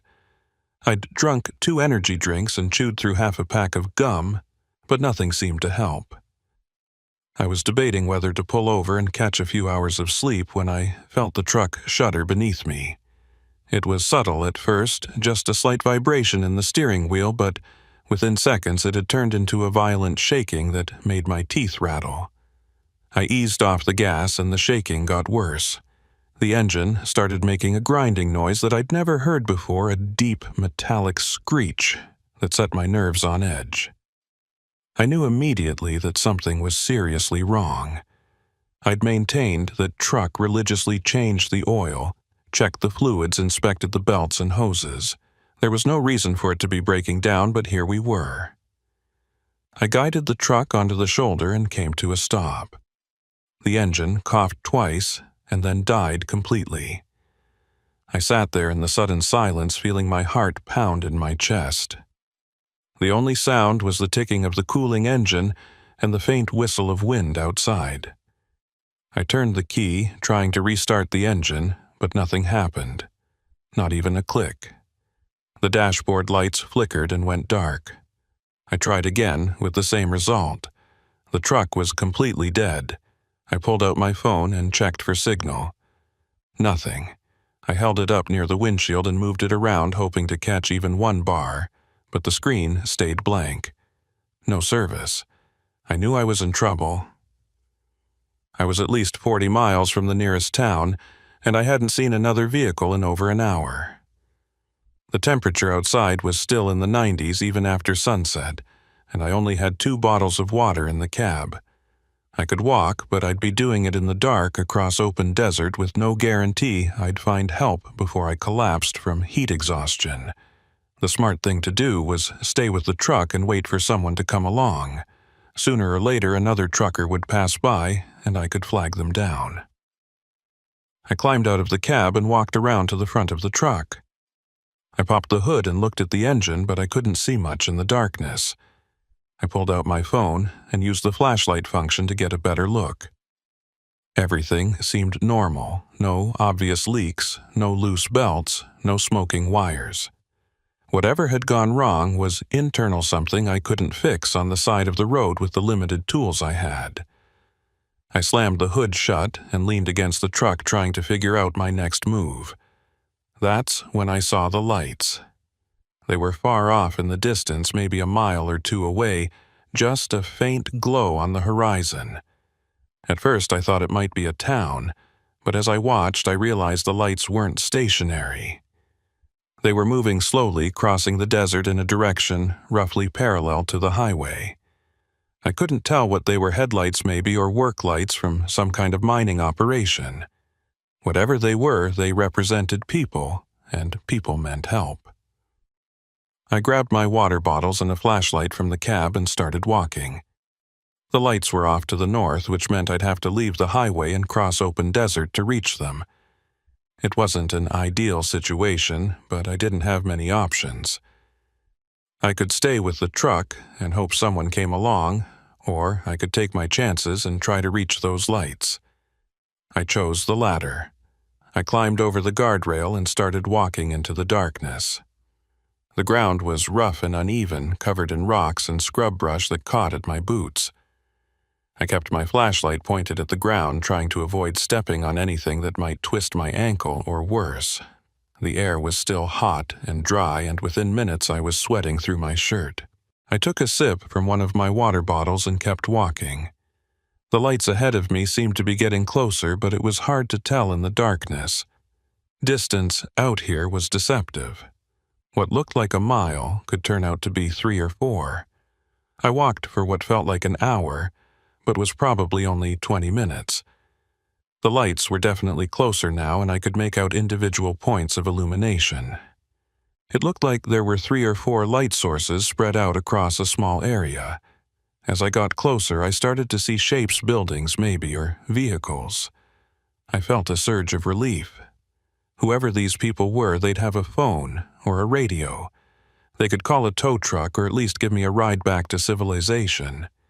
I was maybe 200 yards away when I realized the lights were coming from a house. It was a small single-story structure with a pitched roof and a covered porch. There were lights on inside, and a pickup truck parked out front. Behind the house, I could see what looked like a barn or a storage shed. The whole place had a makeshift quality to it, like it had been thrown together from salvaged materials. I couldn't imagine why anyone would choose to live out here miles from the nearest town with no visible road leading to the property. I approached the house cautiously. Something about the place made me uneasy, though I couldn't put my finger on what exactly. Maybe it was just the isolation or the late hour, but I felt like I was intruding on something I shouldn't be seeing. I walked up to the porch and knocked on the door. The sound echoed in the stillness, and for a moment nothing happened. Then I heard footsteps inside, heavy and deliberate. The door opened, and a man stood there looking at me. He was tall and lean, with a weathered face and pale eyes that seemed to reflect the light from inside the house. He was wearing jeans and a flannel shirt with the sleeves rolled up. His hands were rough and calloused, and there was dirt under his fingernails. He looked me up and down without saying anything, and I felt a chill run through me despite the heat. There was something off about him, something predatory in the way he studied me. I told him my truck had broken down on the highway and that I needed to use a phone. He didn't respond right away, just stood there staring at me. Finally, he stepped back and gestured for me to come inside. I hesitated for a moment, but I didn't have much choice. I needed help, and this was the only place for miles. I stepped through the door and into the house. The interior was dimly lit with just a few lamps casting weak yellow light across the room. The walls were bare wood, and the floor was covered in scuffed linoleum. There was a couch against one wall and a small kitchen area in the back. Everything looked old and worn, like it had been used hard for many years. The air smelled stale, like the windows hadn't been opened in a long time. The man closed the door behind me, and I heard the click of a lock. He introduced himself as Ephra Holiday and said this was his ranch. I looked around, but I didn't see any signs of ranching, no saddles or ropes or feed bags. The place looked more like a hideout than a working ranch. Ephra Holiday asked me what had happened, and I explained about my truck breaking down.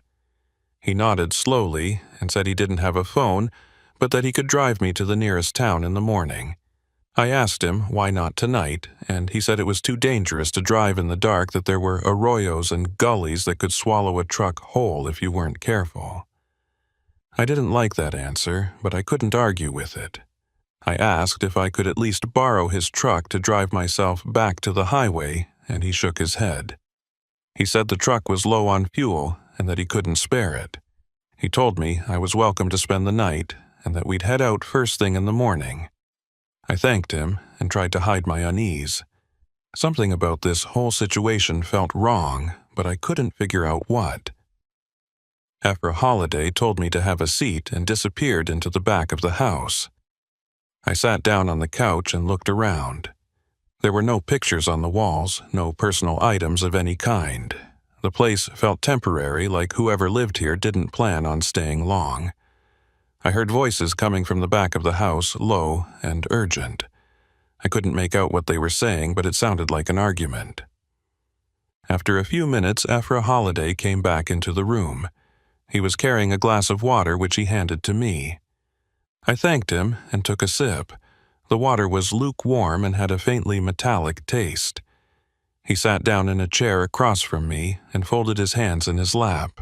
He asked me where I was headed, and I told him Albuquerque.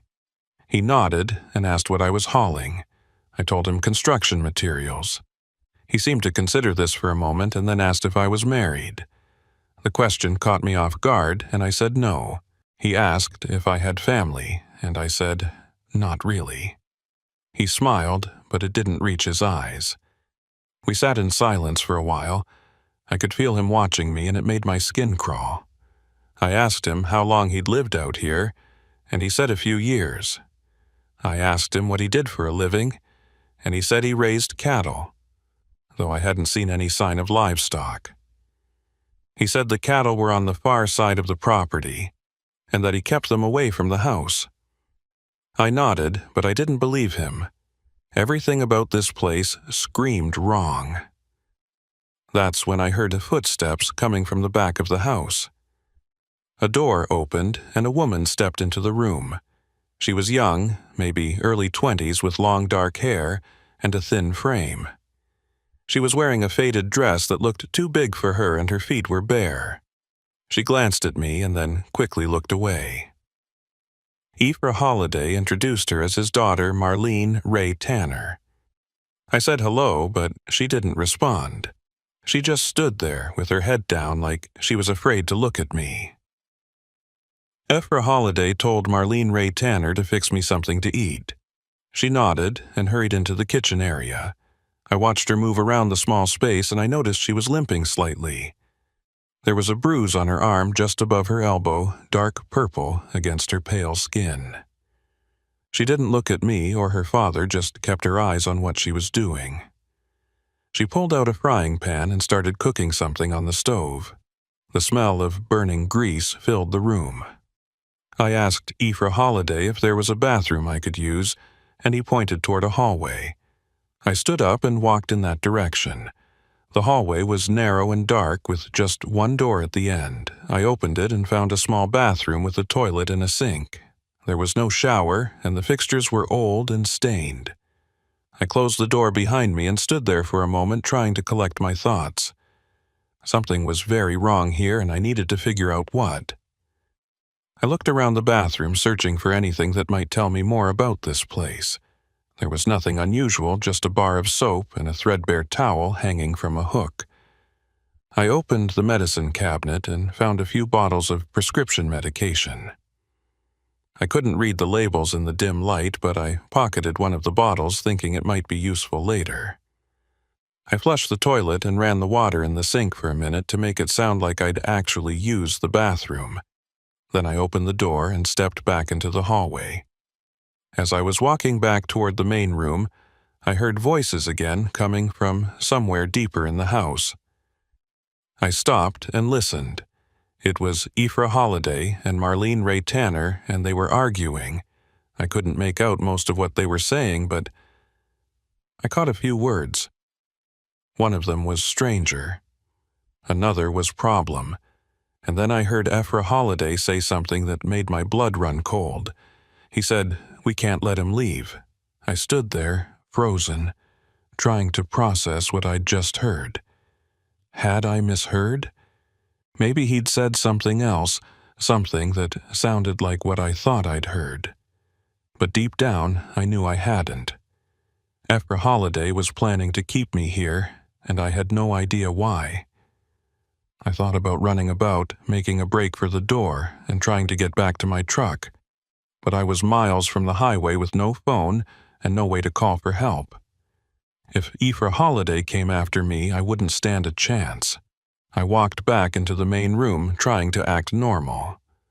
Aoife Holliday was sitting in his chair, and he looked up when I entered. He asked if everything was okay, and I said yes. Marlene Ray Tanner had finished cooking, and she brought me a plate of food. It was eggs and some kind of meat I couldn't identify. I thanked her, and she scurried back to the kitchen. I sat down and forced myself to eat, even though I'd lost my appetite. I needed to keep up appearances at least until I could figure out a way to get out of here. Aoife Holliday watched me eat. He didn't say anything, just sat there with that same cold expression on his face. I tried to make small talk, asking him about the ranch and the surrounding area, but his answers were short and vague. He seemed distracted, like he was thinking about something else. I finished eating and set the plate down on a small table next to the couch. I told him I was tired and asked if there was somewhere I could sleep. He stood up and told me to follow him. We walked down the hallway past the bathroom to another door. He opened it and showed me a small bedroom with a single bed and a dresser. There was a window on the far wall, but it was covered with boards. He said I could sleep here and that he'd wake me in the morning. I thanked him, and he left, closing the door behind him. I heard the click of a lock and realized he'd locked me in. I sat down on the bed and tried to calm my racing thoughts. I was trapped in a house in the middle of nowhere with a man who clearly had no intention of helping me. I didn't know what he wanted or what he was planning, but I knew I needed to get out of here before morning. I stood up and walked over to the window. I tried pulling on the boards, but they were nailed tight. I couldn't budge them without making noise, and I didn't want to alert Aoife Holliday to what I was doing. I looked around the room for anything I could use as a weapon. The dresser was empty, except for a few old blankets. There was nothing under the bed. I checked my pockets and found my phone, my wallet, and the pill bottle I'd taken from the bathroom. None of it would be much use in a fight. I sat back down on the bed and tried to think. There had to be a way out of here. I just needed to figure out what it was. I lay down on the bed and pretended to sleep. I could hear movement in the house, footsteps, and muffled voices. I waited until everything went quiet, and then I got up and pressed my ear against the door. I couldn't hear anything. I tried the doorknob, but it was locked from the outside. I looked around the room again, searching for something I'd missed. That's when I noticed a small vent near the ceiling. It was maybe a foot square, covered with a metal grate. I pulled the dresser over to the wall and climbed on top of it. I reached up and tried to pry the grate loose. It was screwed in place, but the screws were old and rusty. I used the edge of my belt buckle to turn them slowly and quietly. It took almost 10 minutes, but eventually I got all 4 screws out. I pulled the grate free and looked into the vent. It was dark and narrow, but it looked like it might lead somewhere. I didn't know where the vent went, or if I'd even fit inside, but I didn't have any other options. I pulled myself up and squeezed into the opening. The metal walls pressed against my shoulders, and I had to turn sideways to make any progress. I crawled forward slowly, trying not to make any noise. The vent seemed to go on forever, twisting and turning through the walls of the house.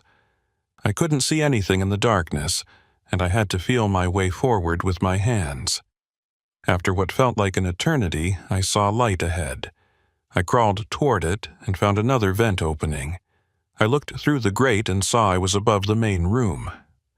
Afra Holliday was sitting in his chair with his back to me. Marlene Ray Tanner was standing near the kitchen, and she was crying.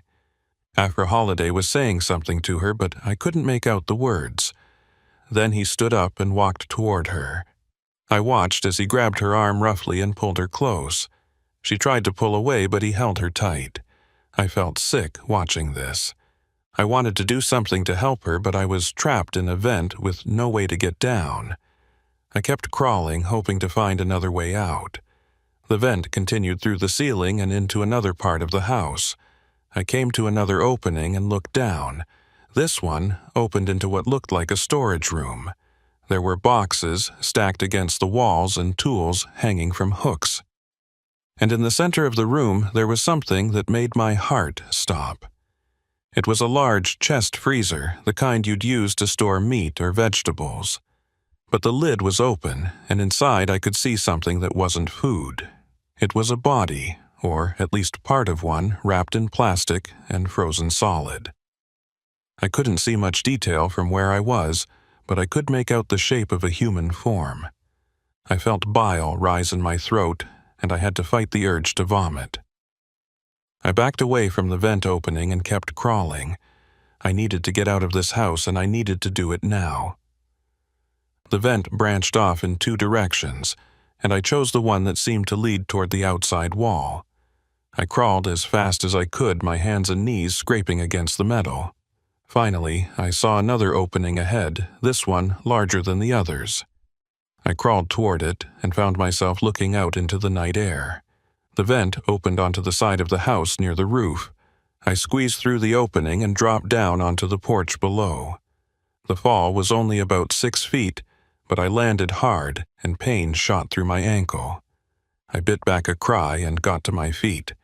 I could hear movement inside the house, voices raised in alarm. Afra Holliday had realized I was gone. I ran into the darkness with no plan and no direction, just pure survival instinct driving me forward.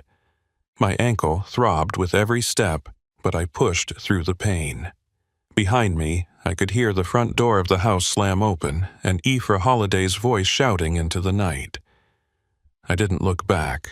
I just kept running, stumbling over rocks and brush as I tried to put as much distance as possible between myself and that house. The desert at night is disorienting. Without the sun to give you bearings, everything looks the same, just endless darkness broken up by the occasional silhouette of a cactus or scrub bush.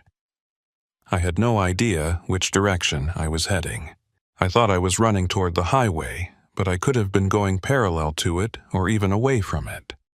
My only goal was to get away from Afra Holliday and whatever nightmare I'd stumbled into.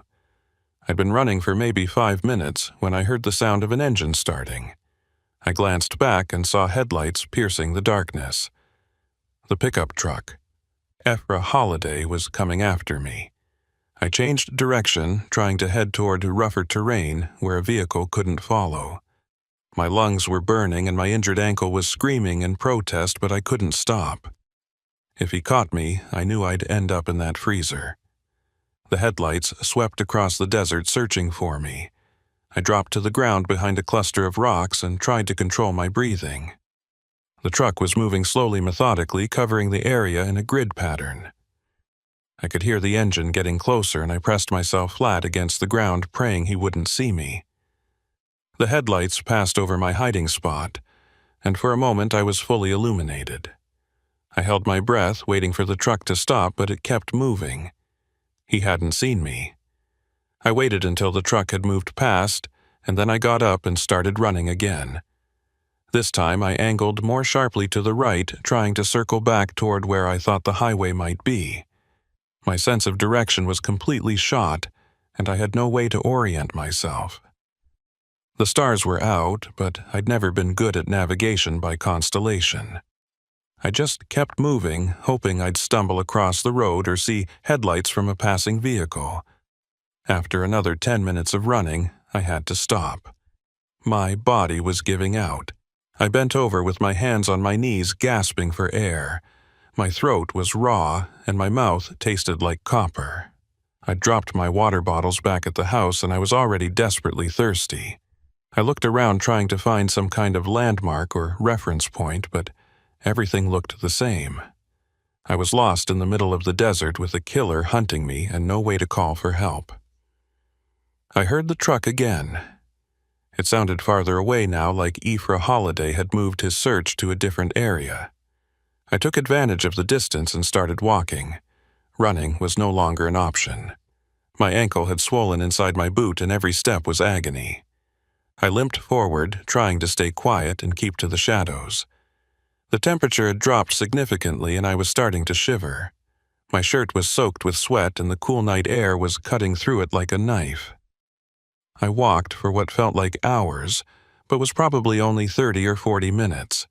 My sense of time had become as distorted as my sense of direction. I kept expecting to see the highway or hear the sound of traffic, but there was nothing. Just silence and darkness, and the occasional distant rumble of Ephra Holiday's truck. I started to wonder if I'd die out here, if my body would be found weeks or months later, by some rancher or border patrol agent, just another casualty of the desert. That's when I saw it. A faint glow on the horizon. At first, I thought it was the sunrise, but when I checked my phone, I saw it was only a little past midnight. The glow was too localized to be dawn. It had to be artificial light. A town, maybe, or a ranch house, or a gas station. I didn't care what it was. It represented civilization, and civilization meant safety. I adjusted my course and started limping toward the light. As I got closer, I realized the glow was coming from multiple sources. It looked like there were several buildings clustered together, maybe a small settlement or a work camp. I felt a surge of hope. If there were people there, I could get help. I could call the police and tell them about Ephra Holiday and the body in the freezer.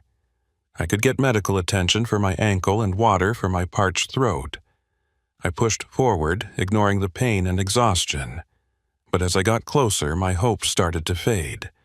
The buildings looked abandoned. The lights I'd seen were just bare bulbs hanging from poles swaying in the breeze. There were no vehicles, no signs of life. I approached, cautiously scanning the area for any movement. The settlement consisted of maybe half a dozen structures, all of them in various states of decay. Some had collapsed roofs. Others were missing walls. It looked like a mining camp that had been abandoned decades ago. I walked into the center of the settlement and looked around. There had to be something useful here. A working phone line or a radio or at least some water.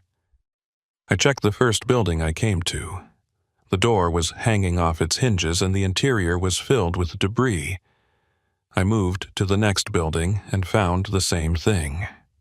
Broken glass, rusted equipment, nothing that could help me. I was starting to panic again. I'd used up what little energy I had left getting here, and now I was stranded in the middle of nowhere with nothing to show for it. That's when I heard a voice behind me. It was soft, barely above a whisper. I turned around and saw Marlene Ray Tanner standing in the shadows. She was barefoot and still wearing that oversized dress.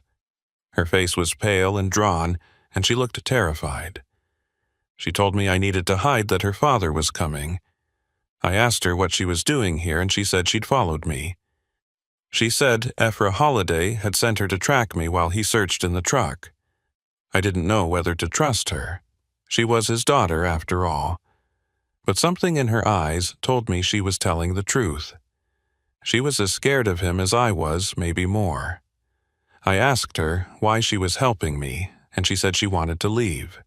She said she'd been trying to escape for years, but after a holiday always found her. She said if I could get away, maybe I could send help back for her.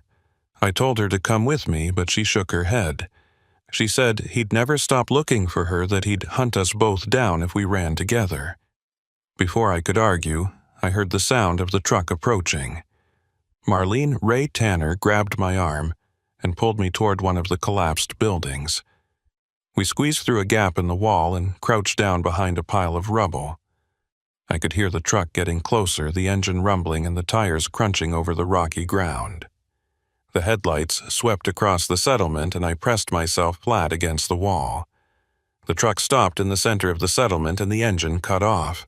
I heard a door open and footsteps crunching on gravel.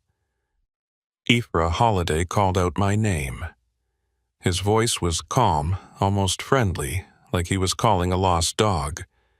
He said he knew I was here, that there was nowhere else I could have gone. He said if I came out now, he'd make it quick.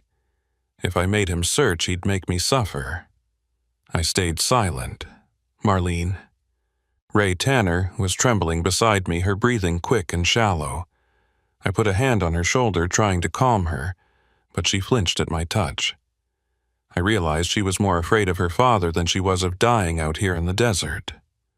What kind of life had she been living in that house? How long had she been trapped there? I wanted to ask, but this wasn't the time. We needed to stay quiet and hope Ephra Holiday would give up and leave. But he didn't leave. I heard him moving through the settlement, checking each building one by one. His footsteps were slow and deliberate. He wasn't in a hurry.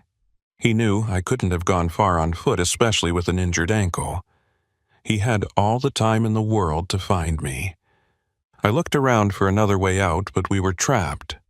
The only exit was the gap we'd come through, and Ephra Holiday was between us and it. His footsteps stopped outside our building. I could hear him breathing on the other side of the wall. Marlene Ray Tanner grabbed my hand and squeezed it hard. I held my breath, waiting for him to move on. But he didn't. Instead, he called out to his daughter. He said he knew she was here.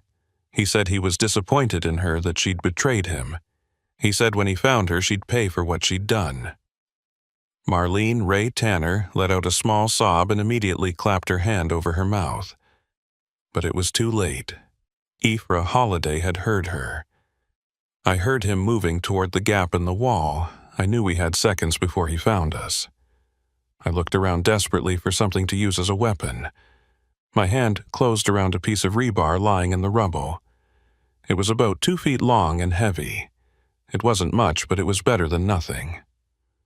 Ephra Holiday's silhouette appeared in the gap. He was carrying something in his right hand. In the dim light, I could see it was a hunting knife with a long, curved blade. He stepped into the building and his eyes adjusted to the darkness. When he saw us, he smiled.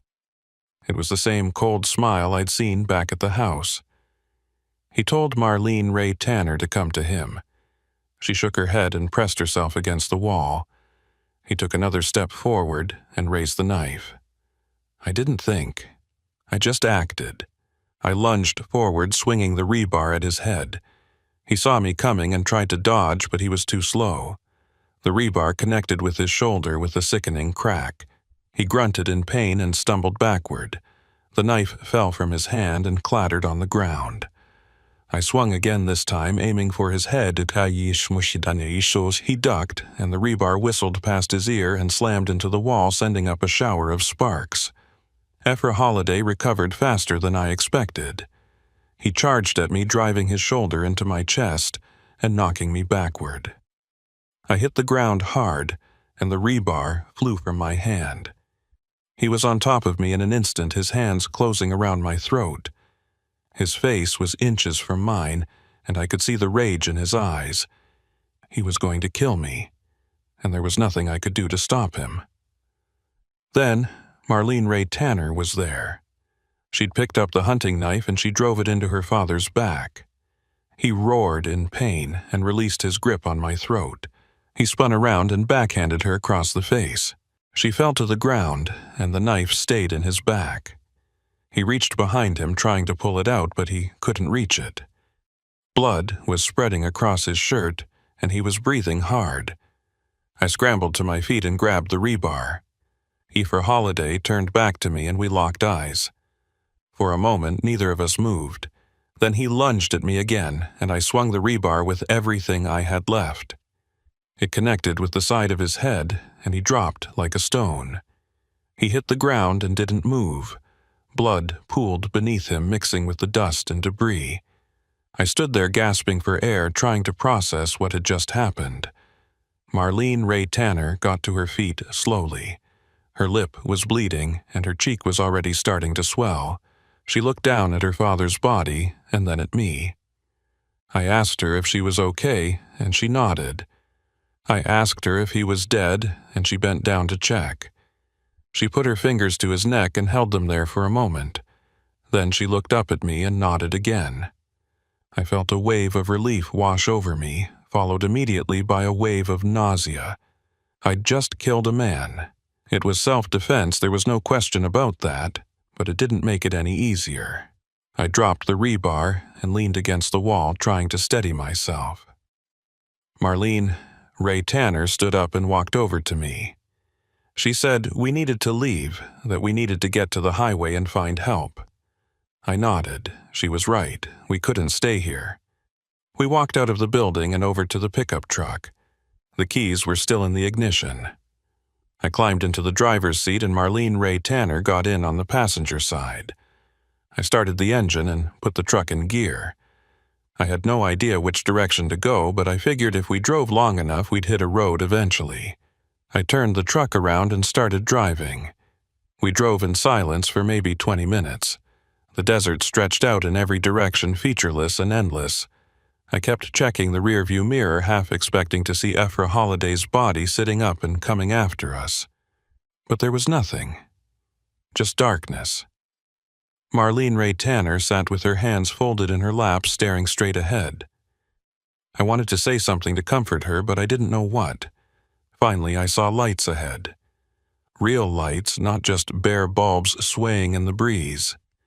As we got closer, I realized it was the highway. I'd never been so happy to see a road in my life. I turned onto the highway and headed north. Within minutes, I saw the lights of a gas station. I pulled in and parked near the entrance. There was an attendant inside, a middle-aged woman reading a magazine behind the counter.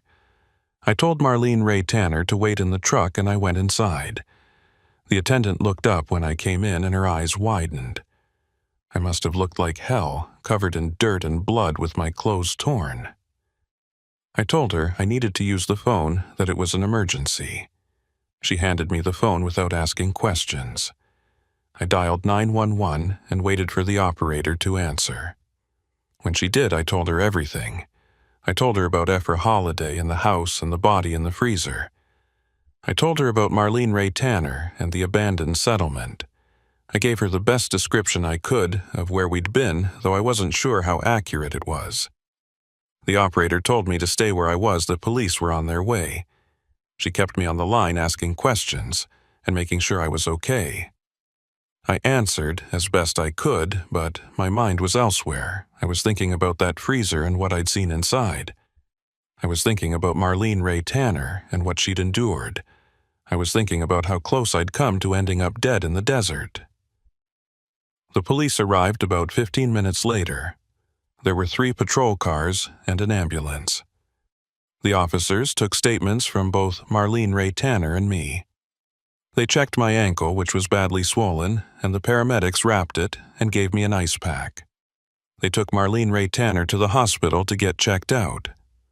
One of the officers told me they were sending units out to find the house and the settlement. He said it might take a while given how remote the area was, but they'd find it. They found it the next day. The house was just as I'd described it, and so was the freezer. There were 3 bodies inside, all of them wrapped in plastic and frozen solid. The police identified them as missing persons from various parts of Texas and New Mexico. People who'd disappeared over the past few years, drifters mostly, people no one was looking for. Ephra Holliday had been killing for a long time. They also found Ephra Holliday's body at the abandoned settlement just where we'd left it. The coroner determined he'd died from blunt force trauma to the head. The police ruled it self-defense, and I was cleared of any wrongdoing. Marlene Ray Tanner was placed in protective custody while they tried to locate any relatives. She told the police her father had taken her when she was a child, that she didn't remember anything before the house. She'd been his prisoner for over 15 years. I spent 3 days in a hospital in Albuquerque recovering from dehydration and getting my ankle treated. The company I worked for arranged to have my truck towed and repaired. When I was finally released, I went back to work, trying to return to some semblance of normal life. But normal felt like a foreign concept. Every time I drove through the desert, I thought about that night. Every time I passed an isolated house, I wondered what might be happening inside. I never saw Marlene Ray Tanner again after that night at the gas station. I heard through the police that she'd been placed with a foster family in another state. I hoped she was doing okay, that she was finally getting the chance to live a normal life. She'd saved mine, and I'd saved hers. In a way, we were even. But even now, months later, I can't shake the feeling that I got lucky. If my truck hadn't broken down in that exact spot, if I'd seen different lights in the distance, if I'd made any number of different choices, I might have ended up in that freezer too. Just another missing person no one was looking for. The first few weeks after I got back on the road were the hardest. I'd taken some time off after leaving the hospital, telling my dispatcher I needed to recover physically and mentally from what had happened. The company was understanding given the circumstances. They even offered to let me switch routes to avoid that stretch of highway between El Paso and Albuquerque. But I refused. I told myself I wasn't going to let what happened change the way I lived my life. I was a trucker, and that route was part of my territory. I wasn't going to avoid it just because of one bad night. Looking back, I realized that was pride talking. Or maybe it was stubbornness. Either way, I should have taken them up on their offer. Because the first time I drove through that area again, everything came flooding back. The darkness, the isolation, the feeling of being hunted. I found myself gripping the steering wheel so tight, my knuckles turned white. Every shadow looked like Ephra Holliday. Every abandoned structure looked like that house. I made it through the run, but barely. When I got to Albuquerque, I sat in my truck for an hour trying to stop shaking. I thought it would get easier with time. I thought if I just kept driving that route over and over, eventually the memories would fade. But they didn't. If anything, they got worse. I started having nightmares. I'd dream I was back in that house, locked in that bedroom, while Ephra Holliday stalked through the halls looking for me. Or I'd dream I was running through the desert, but no matter how fast I ran, I couldn't escape. The truck would appear behind me, its headlights bearing down, and I'd wake up gasping for air, drenched in sweat. The nightmares started affecting my work. I'd be driving, and suddenly I'd lose focus, my mind drifting back to that night. More than once I caught myself drifting into the other lane and had to jerk the wheel to correct. My dispatcher started getting complaints from clients about late deliveries. I was falling behind schedule, stopping to rest more often than I should have because I was too exhausted to drive safely. I knew I was spiraling, but I didn't know how to stop it. About 2 months after the incident, I was assigned another run through West Texas. It was the same route I'd been on the night my truck broke down. Same time of night, too. I almost called in sick, but I couldn't afford to. I'd already burned through most of my savings during my recovery, and I needed the money. So I loaded up and hit the road, trying to convince myself it would be fine. The first few hours were uneventful. The sun set and darkness fell, and I kept driving. I passed through the same small towns, the same stretches of empty highway. Everything looked familiar in a way that made my skin crawl.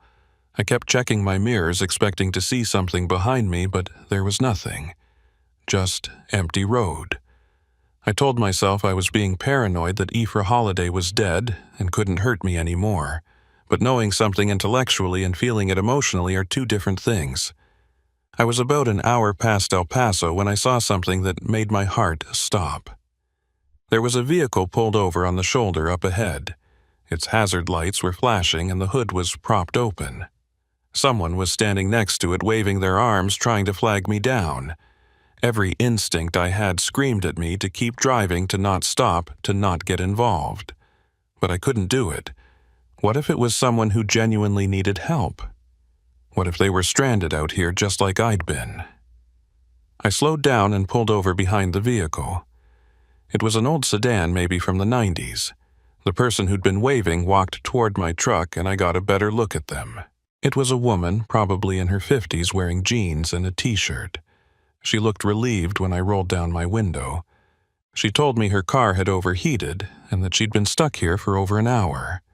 She said her phone had died and she couldn't call for help. She asked if I could give her a ride to the nearest town. I hesitated. Everything about this felt wrong. The location, the time of night, the fact that she was alone.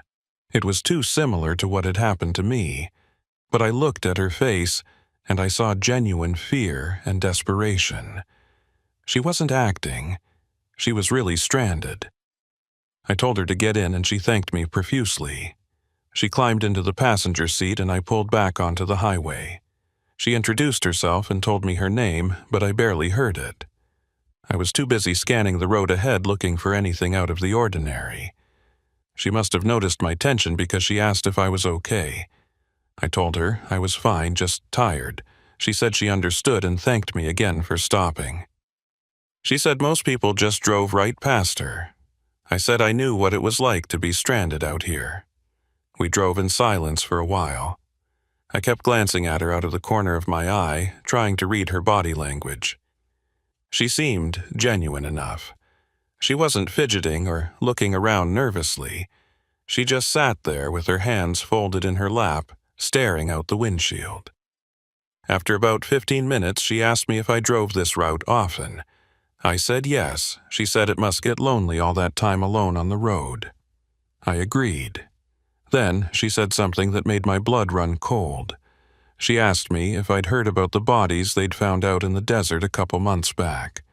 I felt my throat tighten. I told her I'd heard something about it. She said it was terrible that someone could do that to people. She said the man who did it had been killed himself, that someone had fought back. I nodded, but didn't say anything. She turned to look at me, and I could feel her eyes on me.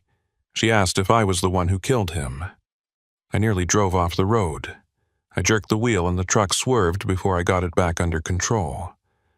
I asked her what she was talking about, and she said she'd seen the news reports. She said they'd mentioned a trucker who'd escaped and killed his captor in self-defense. She said my face had been on the news.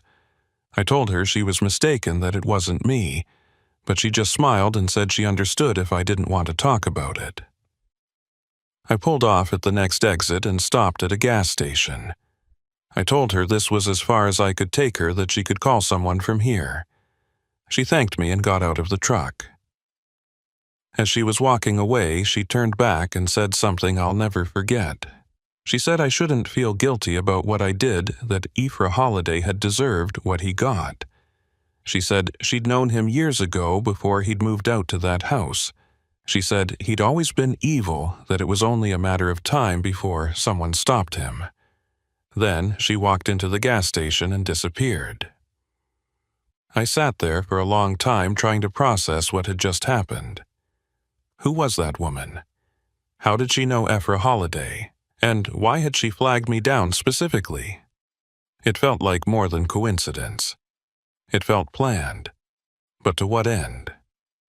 I thought about going into the gas station to find her to ask her these questions, but I couldn't bring myself to do it. I just wanted to get away from there as fast as possible.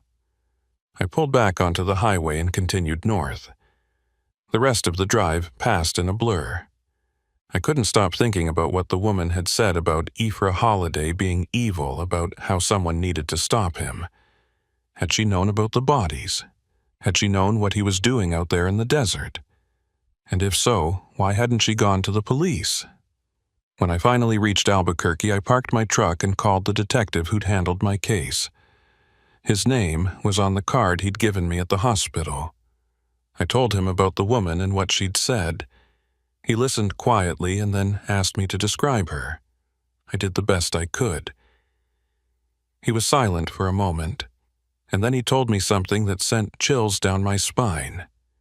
He said they'd been looking for a woman matching that description. She was Ephra Holiday's sister. I felt like I'd been punched in the gut. His sister. She'd known exactly who I was, and she'd flagged me down anyway.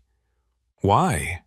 The detective said they'd been trying to locate her for questioning, but she'd disappeared shortly after Ephra Holiday's death.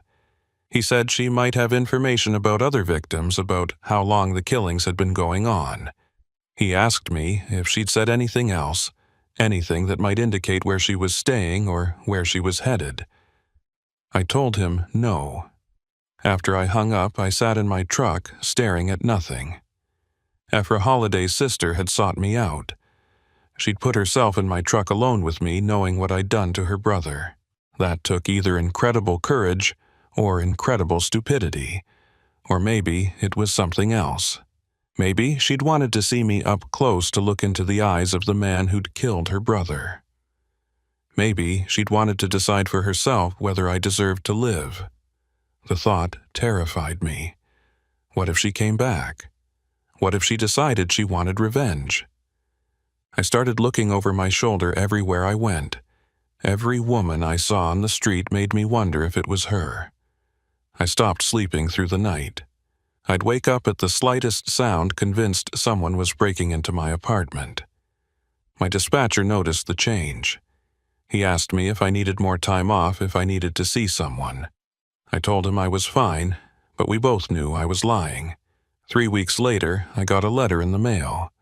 There was no return address, and the postmark was from somewhere in New Mexico. Inside was a single sheet of paper with a handwritten note. It said, "I know what you did to my brother." It said Ephra Holiday wasn't the monster everyone thought he was. It said he'd been sick, that he'd needed help, but no one would give it to him. It said I'd taken away the only family she had left. It said she'd find me eventually, and when she did, I'd pay for what I'd done. I took the letter to the police. They said they'd look into it, but that without more information, there wasn't much they could do. They suggested I vary my routes, change my routine, be more aware of my surroundings. They said if I saw the woman again, I should call them immediately. I nodded and thanked them, but I knew the letter was just the beginning. Ephra Holiday's sister was out there, and she was watching me. I started carrying a gun in my truck. I'd never been much for firearms, but I felt like I didn't have a choice. I got a concealed carry permit and bought a 9mm pistol. I practiced at a shooting range until I felt comfortable with it. I kept it in a holster on my hip whenever I was driving. It made me feel safer, but only marginally. I knew that if she really wanted to get to me, a gun wouldn't be enough. The nightmares got worse. Now, instead of dreaming about Ephra Holiday, I dreamed about his sister. She'd appear in my truck sitting in the passenger seat smiling at me. Or I'd see her standing on the side of the road watching as I drove past. Or I'd come home and find her waiting in my apartment. I'd wake up convinced she was really there, and I'd search every room with my gun drawn. Of course, I never found anything, but the fear was always there, lurking in the back of my mind. I tried to keep working, but it became impossible. I couldn't focus on the road. I was making mistakes, dangerous mistakes. One night I nearly fell asleep at the wheel and drifted into oncoming traffic. I woke up just in time to swerve back into my lane, narrowly avoiding a head-on collision. The other driver laid on their horn, and I watched in my mirror as they gave me the finger. I pulled over and sat there shaking. I couldn't do this anymore. I couldn't keep pretending everything was fine when it clearly wasn't. I called my dispatcher the next morning and told him I needed to take an extended leave of absence. He didn't argue. He said he'd been worried about me and that he thought it was the right decision. He said my job would be waiting for me when I was ready to come back. I thanked him and hung up. Then I sat in my apartment and tried to figure out what to do next. I thought about moving to a different city somewhere far away from Texas and New Mexico, but I knew that wouldn't solve anything. Ephra Holliday's sister had found me once. She could find me again. Running wouldn't help. I thought about going to the police and asking for protection, but I knew they couldn't spare the resources to guard me indefinitely. I was on my own. I started seeing a therapist. She specialized in trauma and PTSD. I told her everything about Ephra Holliday, about Marlene Ray Tanner, about the bodies in the freezer. I told her about the sister and the letter and the nightmares. She listened without judgment, and then she told me I was experiencing a normal response to an abnormal situation. She said what I'd been through would have traumatized anyone, and that I shouldn't feel ashamed for struggling with it. We worked together over the next few months. She taught me coping techniques, ways to manage the anxiety and the fear. She helped me understand that I'd done what I had to do to survive, that I wasn't a murderer. Slowly, very slowly, I started to feel better. The nightmares became less frequent. The panic attacks subsided. I started sleeping through the night again. I even started thinking about going back to work. But I never stopped looking over my shoulder. I never stopped checking my mail for letters with no return address. I never stopped scanning crowds for a familiar face, because I knew that somewhere out there Ephra Holliday's sister was waiting. She'd promised she'd find me, and I believed her. It was just a matter of time. 4 months after I'd taken my leave of absence, I got a call from the detective. He said they'd found Ephra Holliday's sister. She'd been living in a motel in Roswell using a fake name. They'd arrested her after she'd tried to buy a gun from an undercover officer. She'd told them she was planning to kill the man who'd murdered her brother. The detective said I was safe now that she'd be going to prison for a long time. I should have felt relieved. I should have felt like a weight had been lifted off my shoulders. But I didn't. I just felt empty. The fear I'd been living with for months had become so much a part of me that I didn't know how to exist without it. I thanked the detective and hung up. Then I sat in my apartment and stared at the wall. A week later, I called my dispatcher and told him I was ready to come back. He sounded happy to hear from me. He said they'd missed me and that they had plenty of work if I was ready for it. I said I was. He assigned me a run from Albuquerque to Phoenix. A simple, straightforward route. Nothing that would take me through West Texas. I appreciated that. I loaded up my truck and hit the road. It felt strange to be driving again after so long. The cab felt smaller than I remembered. The road felt narrower. But as the miles passed, I started to relax. I turned on the radio and let the music fill the space. I rolled down the window and felt the wind on my face. For the first time in months, I felt almost normal. But normal is a relative term. I knew I'd never be the same person I was before that night in the desert. That person died when Ephra Holliday locked me in that bedroom. The person I am now is someone different, someone harder, someone more cautious.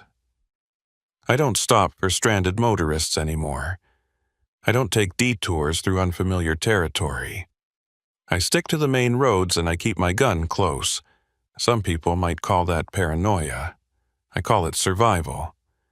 I still think about Marlene Ray Tanner sometimes. I wonder where she is and if she's okay. I hope she's found some peace, some semblance of a normal life. She deserved that after everything she'd been through. We both did. But I know better than to look for happy endings. Life doesn't work that way, especially not after you've seen what I've seen. The desert at night still makes me uneasy. I can't help but think about all the things that might be hiding out there in the darkness. all the secrets buried in the sand, all the people who disappeared and were never found. Aoife Holliday wasn't the first person to use that desert as a dumping ground, and he won't be the last. There are monsters out there, real ones, and sometimes you don't know they're monsters until it's too late. 6 months passed after Aoife Holliday's sister was arrested, and life started to resemble something close to normal. I was back on the road full-time, taking runs across the Southwest just like I'd done before that night in the desert. My dispatcher was careful about my routes at first, keeping me away from West Texas and the areas where everything had happened. But gradually, as I seemed to be doing better, he started giving me more varied assignments.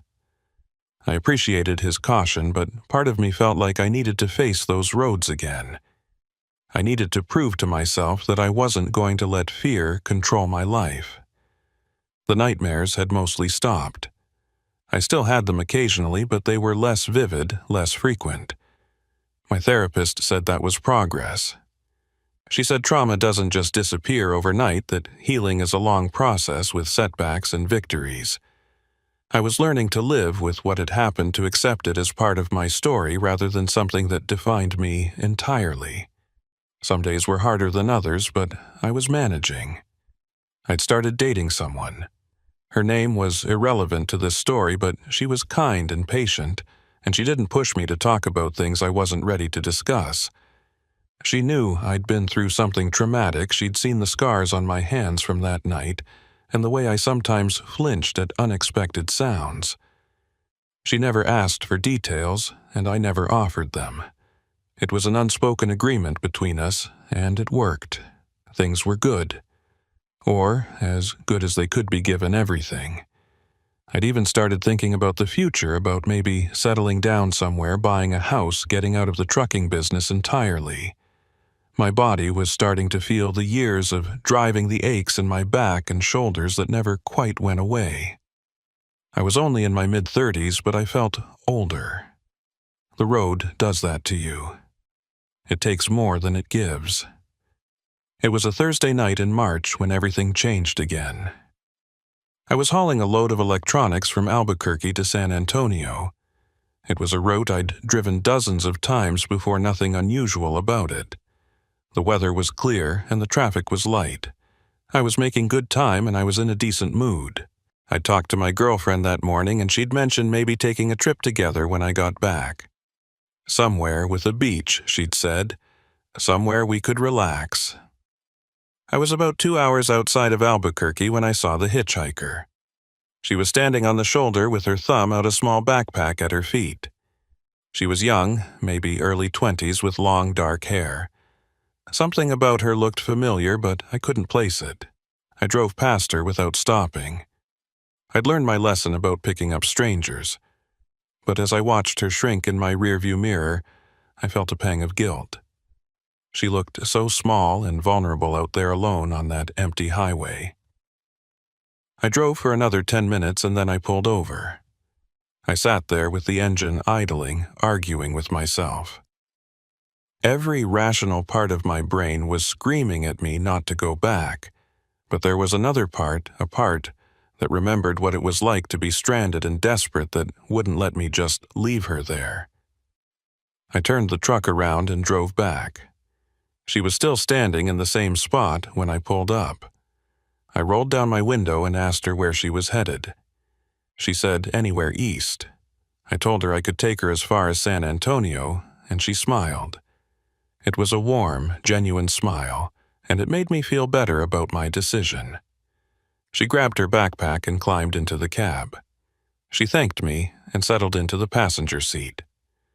I pulled back onto the highway and we started driving. We made small talk for the first few miles. She told me her name, and I told her mine, though I don't remember what name she gave.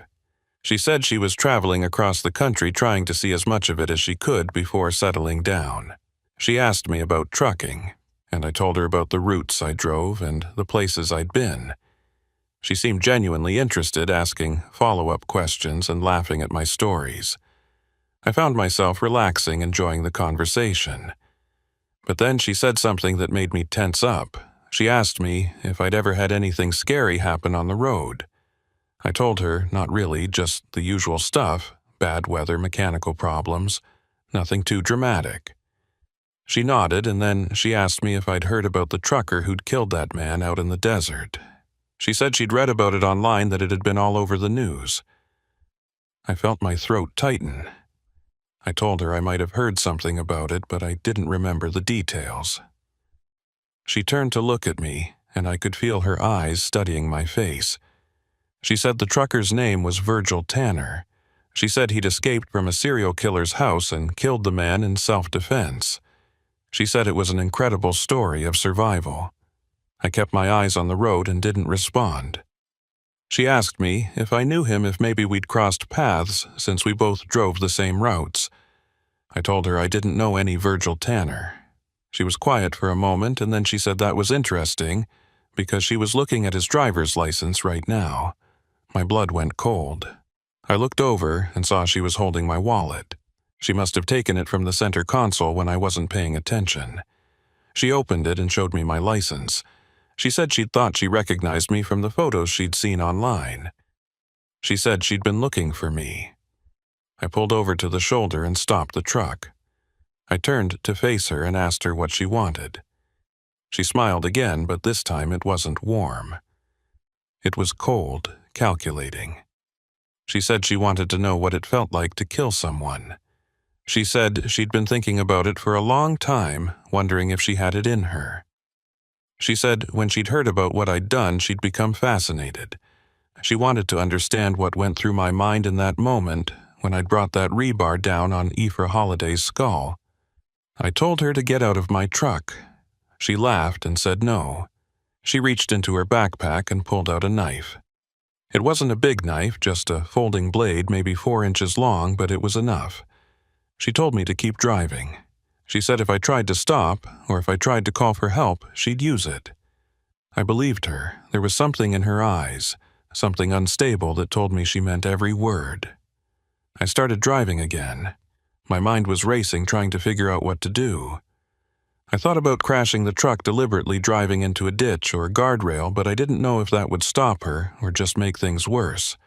I thought about trying to overpower her, but she had the knife and she was alert, watching my every move. I thought about trying to talk her down, but I didn't know what to say. How do you reason with someone who's clearly unhinged? She started asking me questions about that night in the desert. She wanted to know every detail, what Aoife Holliday had looked like, what the house had been like, what it felt like when I hit him. I answered some of her questions vaguely, hoping to keep her calm. But the more I talked, the more agitated she became. She said I was holding back, that I wasn't giving her the truth. She pressed the knife against my ribs and told me to be honest. So I told her. I told her everything. I told her about the fear and the desperation and the moment when I knew it was either him or me. I told her about the sound the rebar made when it connected with his skull and the way his body had crumpled to the ground. I told her about the blood and the silence that followed. I told her things I'd never told anyone, not even my therapist, and as I talked, I saw her expression change. The excitement in her eyes faded, replaced by something else, disappointment maybe, or disgust. When I finished, she was quiet for a long time. Then she said it wasn't what she'd expected. She said she'd thought killing someone would be this profound, transformative experience, but hearing me describe it made it sound mundane, almost boring. She said she'd built it up in her head as something more than it was. I told her that was good, that she should be grateful she'd never had to experience it for real. She looked at me, and I saw tears in her eyes. She said she didn't know what was wrong with her, that she shouldn't be thinking these things. I told her she needed help, that whatever she was going through there were people who could support her.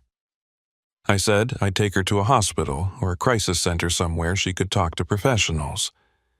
She shook her head and said no one could help her. She said she'd tried therapy and medication and nothing worked.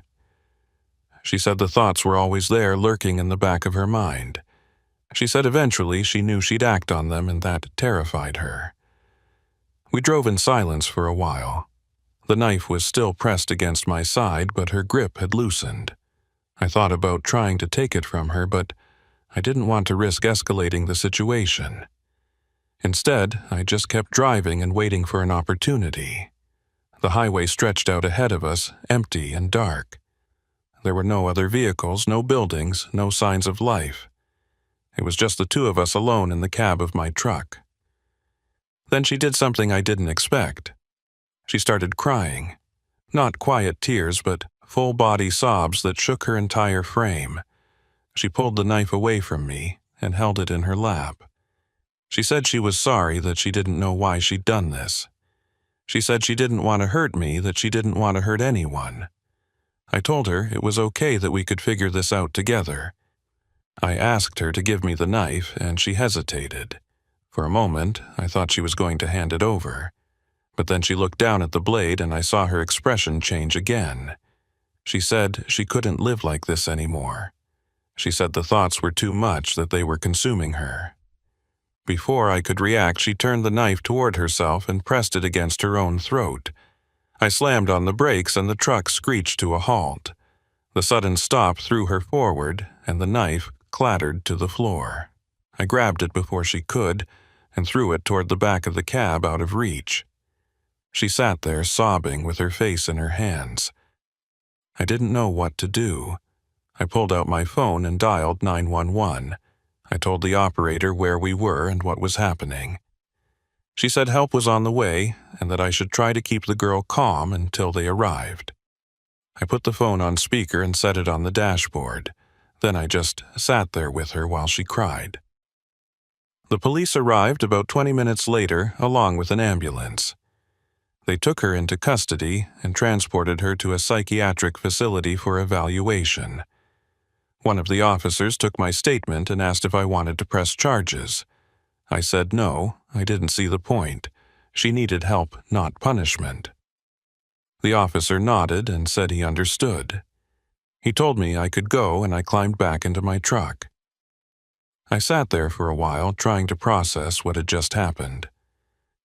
Twice now, I'd had encounters that could have ended with me dead. Twice, I'd survived through a combination of luck and circumstance. I didn't know if there would be a third time. I didn't know if my luck would eventually run out. But sitting there in that truck on that empty highway, I made a decision. I was done with long hauls. I was done with overnight drives through isolated areas. I was done putting myself in situations where things could go wrong. I called my dispatcher the next morning and told him I wanted to switch to local routes only. Day trips within 100 miles of Albuquerque, nothing that would take me through remote areas at night. He said he'd see what he could do.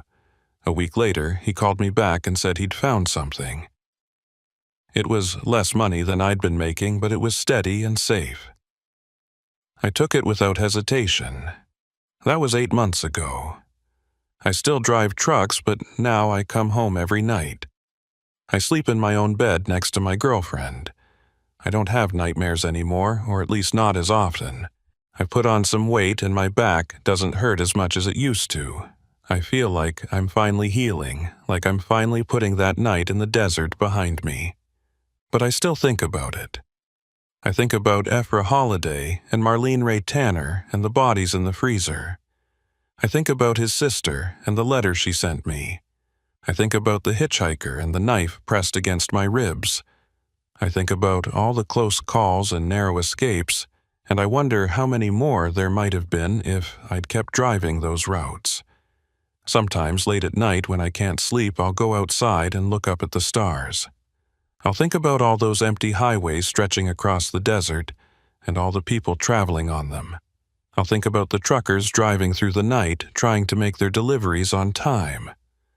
I'll think about the stranded motorists and the hitchhikers and the people living in isolated houses miles from anywhere.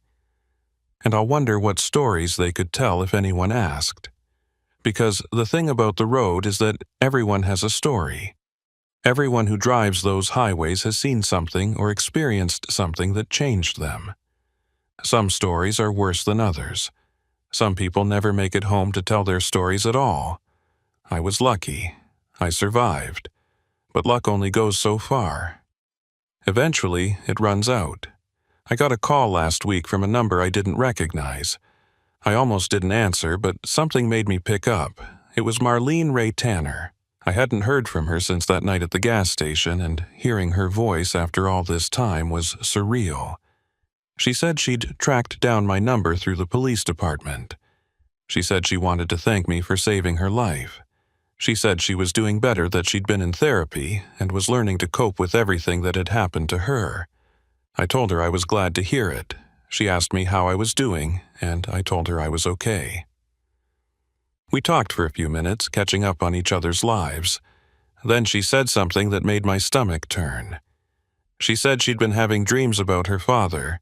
She said in the dreams he wasn't dead. She said he'd come back and he was looking for her. She said the dreams felt so real that sometimes she'd wake up and have to check all the locks on her doors and windows just to feel safe. I told her that was normal, that I'd had similar dreams. I told her that Ephra Holliday was dead and that he couldn't hurt her anymore.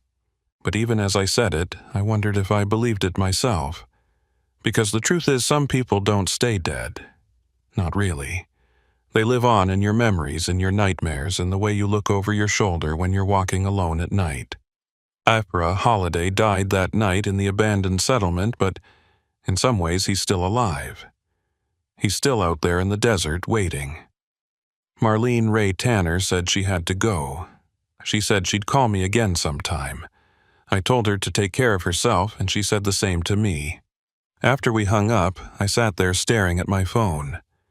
I thought about deleting her number, about cutting that final tie to everything that had happened. But I couldn't bring myself to do it. She was the only other person who truly understood what that night had been like. She was the only one who'd been there, who'd seen what I'd seen. I went inside and found my girlfriend in the kitchen making dinner. She asked me who'd called, and I told her it was an old friend. She didn't press for details. She just smiled and told me dinner would be ready in 10 minutes. I kissed her on the cheek and went to wash up. As I stood at the sink looking at my reflection in the mirror, I barely recognized myself. I looked older, tired. The desert had taken something from me, something I'd never get back. But I was alive. That counted for something. I'd survived when others hadn't. I'd faced monsters, both human and internal, and I'd come out the other side. Not unscathed, but intact. And maybe that was enough. Maybe survival was its own kind of victory, even if it came with scars. That night, I had the dream again. I was back in Ephra Holliday's house, locked in that bedroom. I could hear him moving through the halls, calling my name. I tried the door, but it was locked. I tried the window, but it was boarded up. There was no way out. The footsteps got closer and closer until they were right outside the door. The handle turned, and the door began to open. I woke up before I could see what was on the other side. My girlfriend was still asleep beside me. I got out of bed carefully, trying not to wake her. I went to the kitchen and poured myself a glass of water. My hands were shaking, and I had to grip the glass tightly to keep from dropping it. I stood there in the darkness, drinking the water and trying to calm my racing heart. Through the window, I could see the streetlights casting long shadows across the pavement. Everything looked normal, peaceful even. But I knew better than to trust appearances. The desert is full of secrets. Bodies buried in the sand. Houses hidden away from prying eyes. People who disappear without a trace. Ephra Holliday was just one man, but I knew there were others out there. Maybe not as prolific, maybe not as bold, but they existed. The world is full of monsters, and most of them look just like everyone else. You can't tell by looking at them. You can't tell until it's too late. I finished my water and went back to bed. My girlfriend stirred when I got in beside her, but she didn't wake up. I lay there staring at the ceiling and listening to her breathe. I thought about the life we were building together and about the future we were planning. I thought about how fragile it all was, how easily it could be taken away. But I also thought about how lucky I was to have it. How lucky I was to have survived, to have another chance. Some nights I drive past the exit that leads to that stretch of highway where my truck broke down. I never take it. I don't know if I ever will. Part of me wants to face it to prove to myself that I'm not afraid. But another part of me knows there's nothing to be gained from going back. The past is the past, and dwelling on it only gives it power. Better to keep moving forward to focus on the road ahead. But sometimes late at night when I'm alone with my thoughts, I wonder what would have happened if I'd made different choices that night. What if I'd stayed with my truck instead of walking toward those lights? What if I'd run when Ephra Holiday first locked that door? What if I'd fought back sooner or not at all? Would things have turned out better or worse? Would I even be alive to ask these questions? I'll never know the answers. All I know is that I survived and that survival came at a cost. I'm not the same person I was before that night. I'm harder, more suspicious, more afraid, but I'm also more grateful for the small things. A warm bed, a good meal, someone to come home to.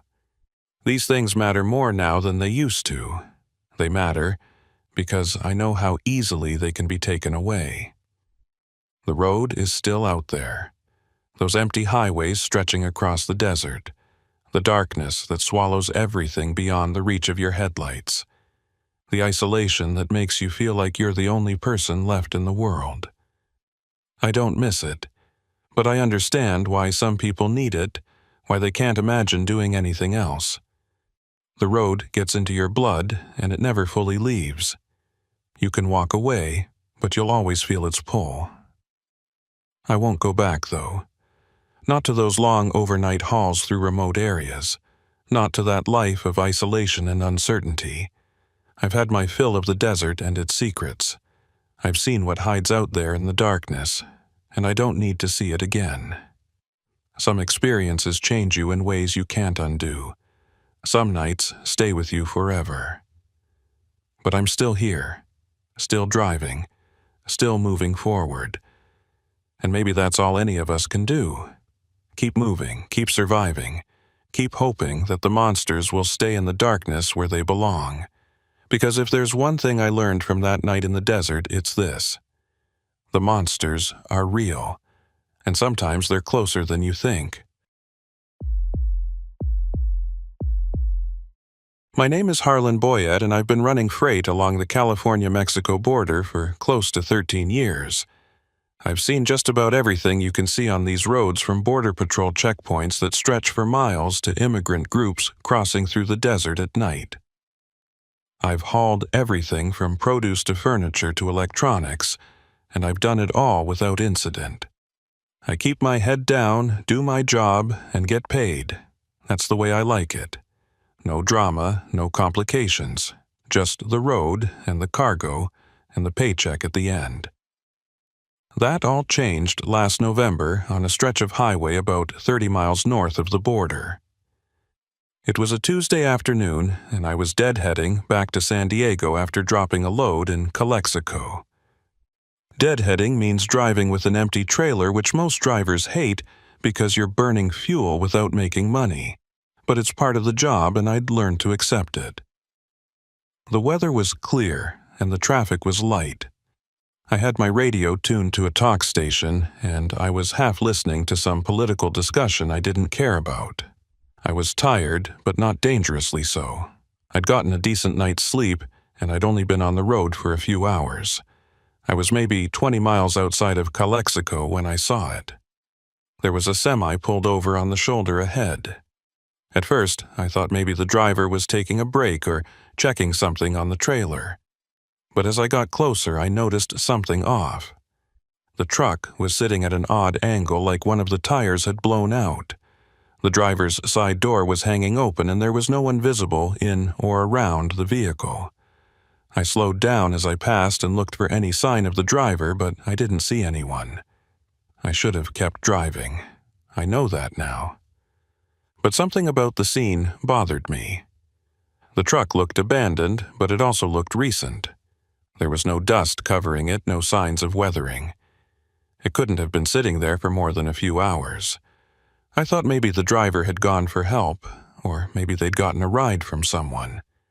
but leaving your rig unattended on the side of the highway is asking for trouble. Cargo gets stolen. Trucks get stripped. It's not something any professional driver would do unless they absolutely had to. I pulled over about 100 yards ahead of the abandoned truck and put on my flashers. I climbed out of my cab and walked back along the shoulder. The sun was hot, even though it was November, and I could feel sweat starting to soak through my shirt. As I got closer to the truck, I could see it was a Freightliner, probably 10 years old. The paint was faded, and there were rust spots around the wheel wells. It looked like it had seen better days, but it was still roadworthy, or at least it should have been. I approached the driver's side and looked into the cab. The keys were still in the ignition, and there was a half-empty bottle of water in the cup holder. A cell phone was sitting on the passenger seat. I called out, asking if anyone was there, but got no response. I walked around to the back of the trailer and checked the doors. They were unlocked. I pulled them open and looked inside. The trailer was mostly empty, except for a few cardboard boxes stacked near the front. Nothing unusual. Nothing that would explain why the driver had abandoned the truck. I walked back to the cab and climbed up to get a better look. The interior was messy with fast food wrappers and empty soda cans scattered across the floor. There was a jacket draped over the passenger seat and a duffel bag shoved under it. I picked up the cell phone and tried to turn it on, but the battery was dead. I set it back down and looked around for any other clues. That's when I noticed something that made my stomach turn. There were dark stains on the driver's seat. They looked like dried blood. I backed out of the cab quickly and jumped down to the pavement. My heart was pounding and my mind was racing. Blood in the cab meant something bad had happened here. Maybe the driver had been injured. Maybe there'd been an accident or an altercation. I pulled out my phone and dialed 911. The operator answered and I told her where I was and what I'd found. She said she'd dispatch officers to the location and that I should wait there until they arrived. I told her I would. I walked back to my truck and sat in the cab with the engine running and the air conditioning on. I watched the abandoned Freightliner in my mirrors, trying to make sense of what I'd seen. The blood could have been from something innocent. Maybe the driver had cut themselves on something or had a nosebleed. But why would they leave their truck? Why would they leave their phone and their keys and all their belongings? It didn't make sense. The police arrived about 30 minutes later. 2 patrol cars pulled up behind the abandoned truck and 4 officers got out. I climbed down from my cab and walked over to meet them. One of the officers asked me what I'd found, and I told him everything. He took notes while I talked and then told me to wait by my truck while they investigated. I did what he said. I watched as the officers searched the Freightliner. They looked in the cab and in the trailer and under the truck. One of them took photos with his phone. Another one made a call on his radio. After about 20 minutes, one of the officers walked over to me. He asked me if I'd touched anything in the truck, and I told him I'd picked up the cell phone, but that was it. He asked me if I'd seen anyone else in the area, and I said no.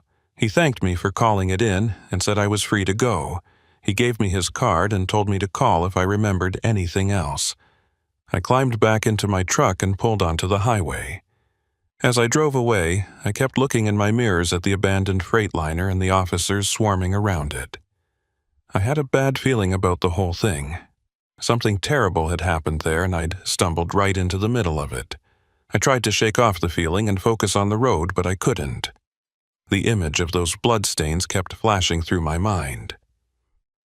I made it back to San Diego by early evening. I parked my truck at the company yard and went home to my apartment.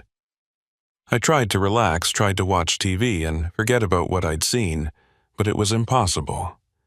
I kept thinking about that abandoned truck and wondering what had happened to the driver. Around 9 o'clock, I got a call from an unknown number. I almost didn't answer, but something made me pick up. It was a detective. He introduced himself as Lowell Creed and said he was investigating the abandoned truck I'd found. He said he wanted to ask me a few more questions and asked if I could come down to the station the next day. I told him I could. He thanked me and hung up. I sat there staring at my phone, wondering what kind of questions he could possibly have that the officers on the scene hadn't already asked. The next morning, I drove to the police station. It was a squat concrete building in a part of town I didn't know well. I parked in the visitor lot and went inside. The front desk officer called Detective Lowell Creed, and a few minutes later he came out to meet me. He was a tall man, probably in his 50s, with gray hair and a weathered face. He shook my hand and led me back to a small interview room. We sat down across from each other at a metal table. He asked me to go through everything again from the beginning. I told him about seeing the truck on the shoulder and deciding to stop. I told him about the open door and the blood on the seat and the cell phone with the dead battery. He listened without interrupting and took notes on a small pad. When I finished, he asked me if I'd noticed anything unusual about the area around the truck. Any other vehicles or people or signs of a struggle. I told him no. Then he asked me something that caught me off guard. He asked me if I'd looked inside any of the boxes in the trailer. I told him I hadn't, that I'd only glanced inside to see if it was empty. He nodded and wrote something down. He asked me if I knew a man named Raymond Kurtz. I said I didn't. He showed me a photo on his phone. It was a driver's license photo of a heavy-set man in his 40s with a beard. He asked me if I'd ever seen him before, and I said I hadn't. Detective Lowell Creed told me that Raymond Kurtz was the driver of the abandoned freightliner. He said Kurtz had been reported missing by his employer 2 days earlier when he'd failed to make a scheduled delivery. He said the blood in the cab matched Kurtz's blood type, but that wasn't enough to confirm anything. He said they were treating it as a missing persons case for now, but that it could turn into something more serious depending on what they found. I asked him if there were any leads, and he said not yet. He said they'd checked Kurtz's phone records and his bank accounts but hadn't found anything suspicious. He said Kurtz had no history of violence or drug use. He was just a regular trucker trying to make a living. The detective said sometimes people just disappear, especially in this part of the country. He said the border area was full of dangers, from cartels to human traffickers to simple robberies gone wrong. He asked me if I'd be willing to take a drive with him out to where the truck had been found. He said he wanted to get my perspective on the scene now that it had been processed. I didn't really want to go back there, but I felt like I owed it to Raymond Kurtz, or at least to his family, to do whatever I could to help. I told the detective I'd go with him. We drove out to the location in his unmarked sedan. The abandoned freightliner was gone now, towed to an impound lot for further investigation. But the spot where it had been was still marked with evidence tape. Detective Lowell Creed parked on the shoulder and we got out. He walked me through what they'd found. Tire tracks in the dirt that suggested another vehicle had been parked nearby. Cigarette butts on the ground that were being tested for DNA. A few drops of blood on the pavement that led away from the truck and then stopped. He asked me to walk him through exactly what I'd done when I'd stopped. I showed him where I'd parked and where I'd walked. I pointed out where I'd climbed into the cab and what I'd seen. He listened carefully and took more notes. Then he asked me something strange. He asked me if I'd noticed any smell coming from the truck. I thought about it and said I didn't remember smelling anything unusual. He nodded and didn't explain why he'd asked. We stood there for a while looking at the empty space where the freightliner had been. The highway stretched out in both directions, empty and quiet. In the distance, I could see the mountains that marked the border. Detective Lowell Creed said they'd found something else in the trailer. He said it wasn't in any of the boxes I'd seen, but hidden under a false floor panel.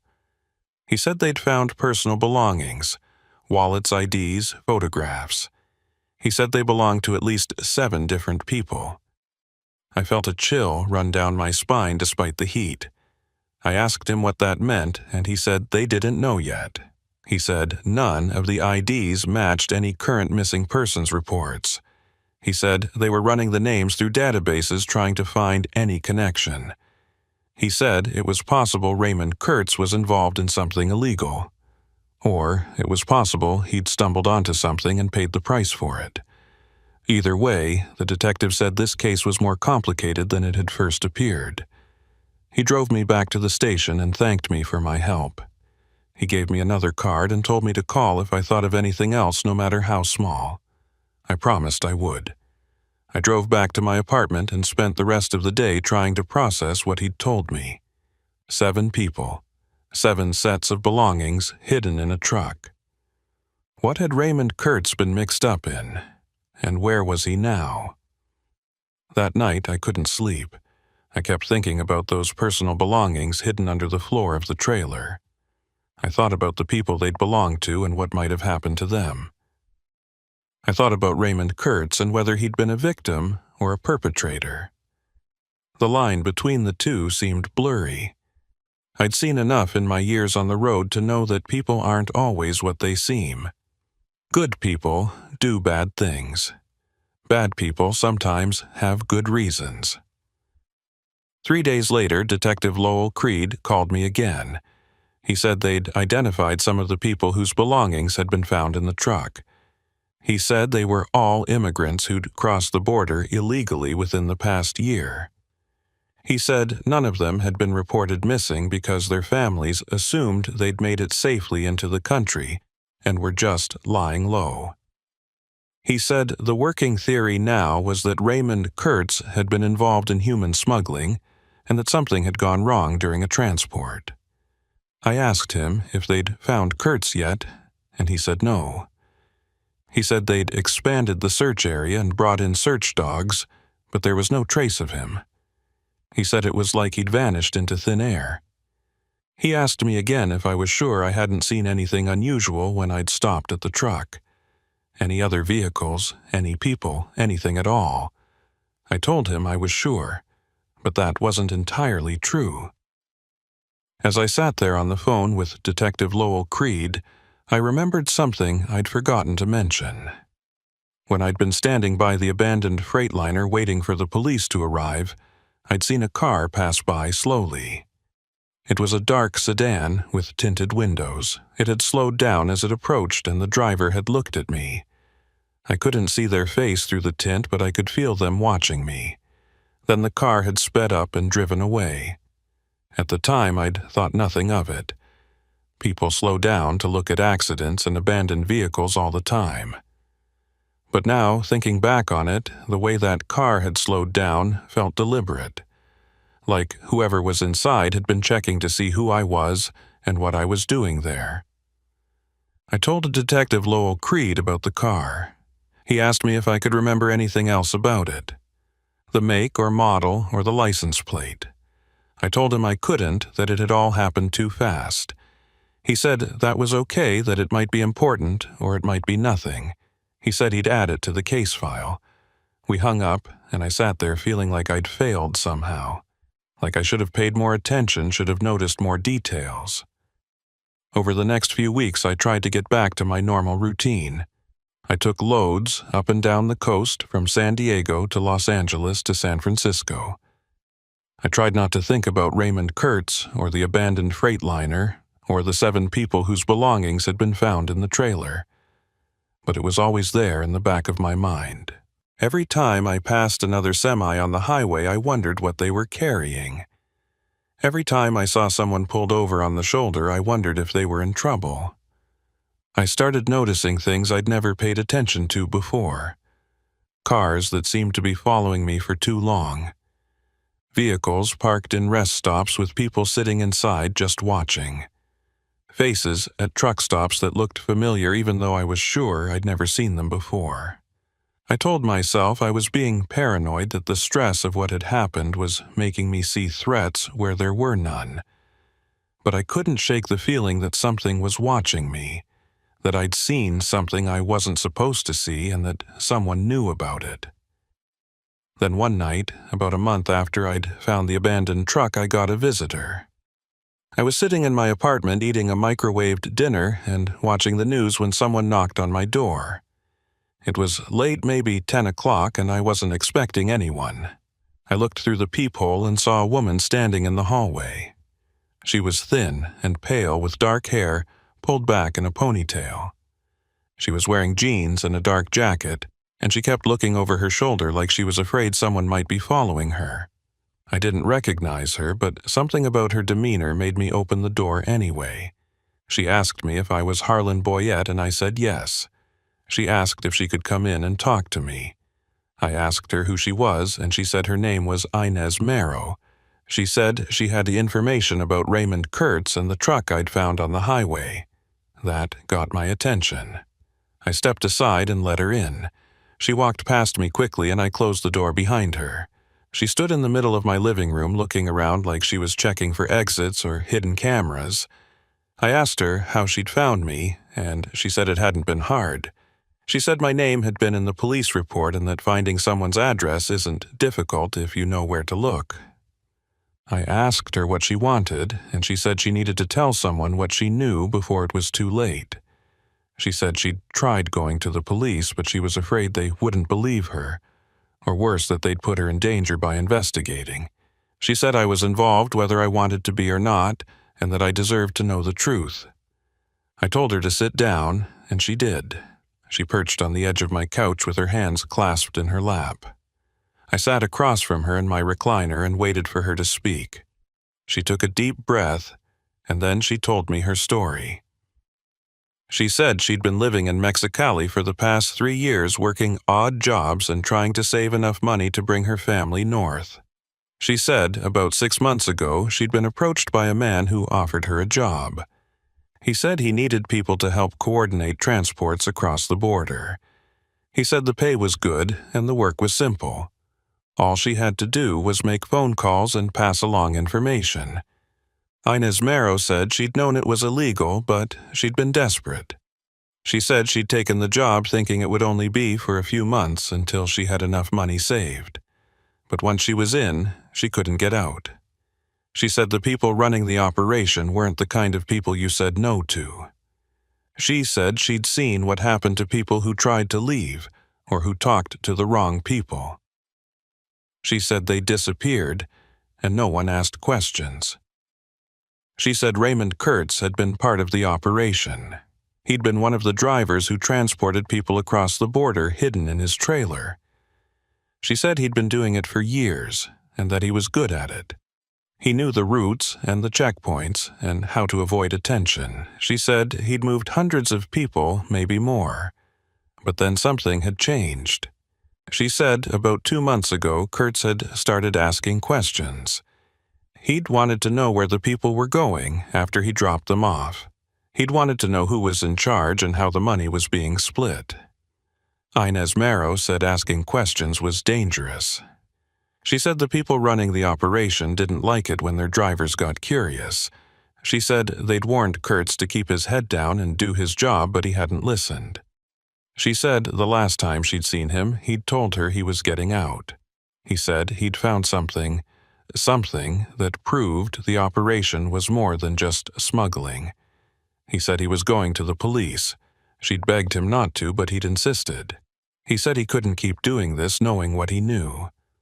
I asked her what he'd found, and she said she didn't know exactly. She said Kurtz had been vague, probably trying to protect her. But she said he'd mentioned something about the people who were being transported. He said not all of them were making it to their destinations. She said some of them were disappearing after they were dropped off. She said Kurtz thought someone in the organization was selling people. Not smuggling them, but trafficking them. Taking them to places they'd never agreed to go and selling them to whoever was willing to pay. I felt sick listening to this. I asked her why she was telling me, and she said because I'd found the truck. She said the police were investigating now, and that meant the people running the operation were nervous. She said they were cleaning house, getting rid of anyone who might talk. She said she was afraid she was next. She said she'd gone into hiding, but she couldn't stay hidden forever. She said she needed to tell someone what she knew, so that if something happened to her, there would be a record. She said she'd chosen me because I wasn't a cop and I wasn't part of the operation. She said I was neutral. I told her she needed to go to Detective Lowell Creed and tell him everything. She shook her head and said she couldn't trust the police. She said some of them were on the payroll. She said that's how the operation had survived for so long because they had protection from the inside. I asked her if she had any proof of that, and she said no, just things she'd overheard. She said Kurtz had believed it too. She said that's why he'd been planning to go to the FBI instead of the local police. I asked her if she knew what had happened to Kurtz, and she said she had a theory. She said the day his truck was found abandoned, she'd gotten a call from one of her contacts in the organization. The contact had told her that Kurtz had been dealt with and that his truck had been left as a message. She said the personal belongings the police had found in the trailer had been planted there to make it look like Kurtz was guilty. She said the real evidence, whatever Kurtz had found, had been taken by the people who killed him. I asked her if she knew where Kurtz's body was, and she said no. She said she assumed it was buried somewhere in the desert where it would never be found. She said that's what they did with people who caused problems. She said the desert was full of unmarked graves. I sat there trying to process everything she was telling me. If what she said was true, then I'd stumbled into something much bigger and more dangerous than I'd realized, and the fact that she'd come to me meant I was now on their radar. I asked Inez Marrow what she wanted me to do with this information. She said she wanted me to give it to someone who could do something about it. Someone outside the local police, someone who didn't have ties to the organization. She said she'd written everything down, names, dates, locations, as much as she could remember. She pulled a folded envelope from her jacket and handed it to me. She said if anything happened to her, I should give it to the FBI. She said they were the only ones she trusted to investigate properly. I took the envelope and looked at it. It was sealed, and there was nothing written on the outside. I asked her why she didn't just mail it to the FBI herself, and she said she was afraid it would be intercepted.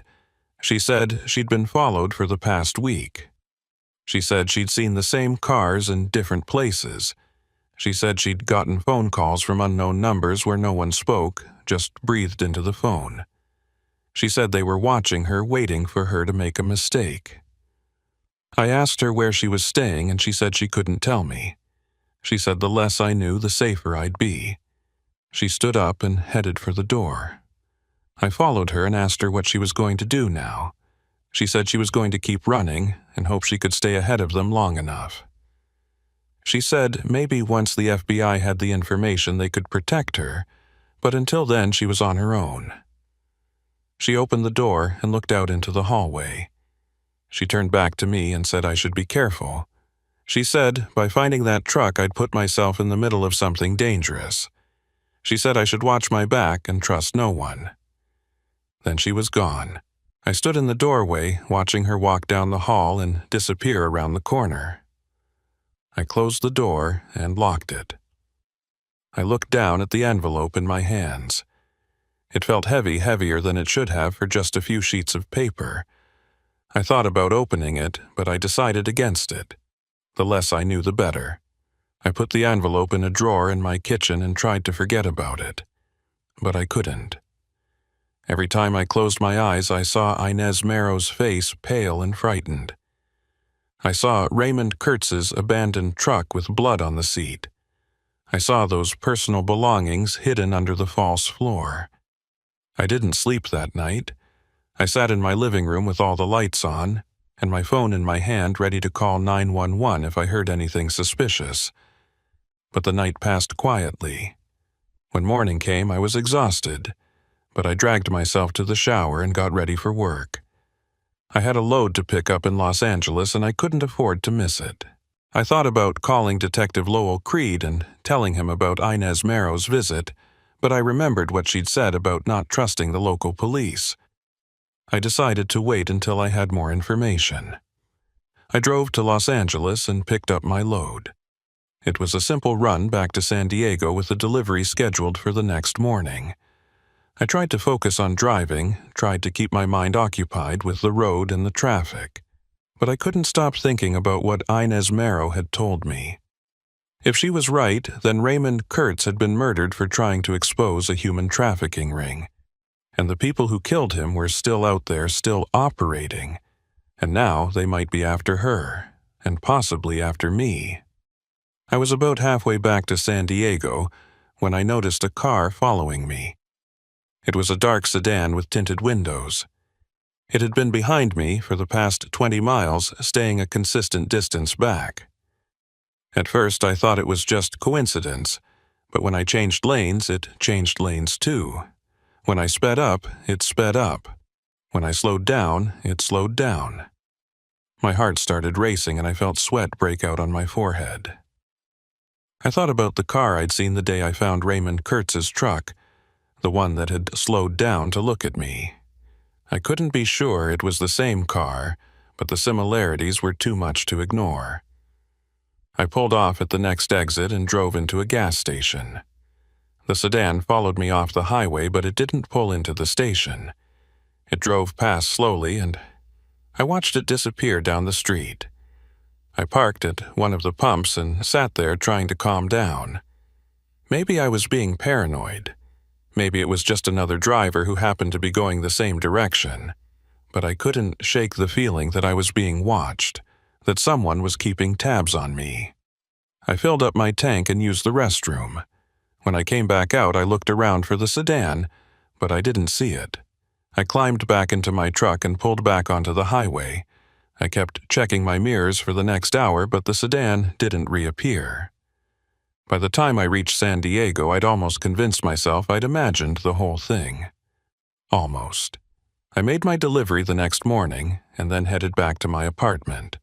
I'd decided I needed to give the envelope to Detective Lowell Creed regardless of what Inez Marrow had said about not trusting the police. I couldn't just sit on this information. If people were being trafficked and killed, then someone needed to do something about it. I went to my kitchen and opened the drawer where I'd put the envelope. It was gone. I felt my blood run cold. I pulled the drawer all the way out and dumped its contents on the counter. Pens, receipts, takeout menus, but no envelope. I searched every drawer in the kitchen. I looked in the living room and the bedroom. I tore my apartment apart looking for it, but it was nowhere to be found. Someone had been in my apartment. Someone had taken the envelope. And that meant Inez Marrow had been right. They were watching me. They knew she'd come to see me, and now they had the information she'd risked her life to give me. I called Detective Lowell Creed immediately. I told him everything about Inez Marrow's visit and what she'd told me about Raymond Kurtz and the trafficking operation. I told him about the envelope and how it had been stolen from my apartment. He listened quietly and then asked me a series of questions. Had I seen who took it? Had I noticed any signs of forced entry? Had anyone else known about the envelope? I told him no to all of it. He said he'd send officers to check my apartment for evidence and that I should stay somewhere else for a few nights just to be safe. I asked him if he believed what Inez Marrow had told me, and he was quiet for a moment. Then he said that some of it aligned with what they'd been finding in their investigation. He said they'd identified 4 of the 7 people whose belongings were found in Kurtz's truck. He said all 4 had been reported missing by family members within the past year. He said they'd been following leads, but they'd hit a lot of dead ends. He said if what Inez Marrow said was true, it would explain a lot. But he said they needed more evidence. They needed witnesses who were willing to testify. They needed to find the people running the operation.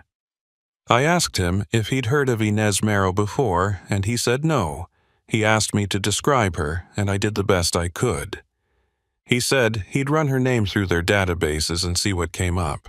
He asked me if she'd said where she was staying, and I told him she hadn't.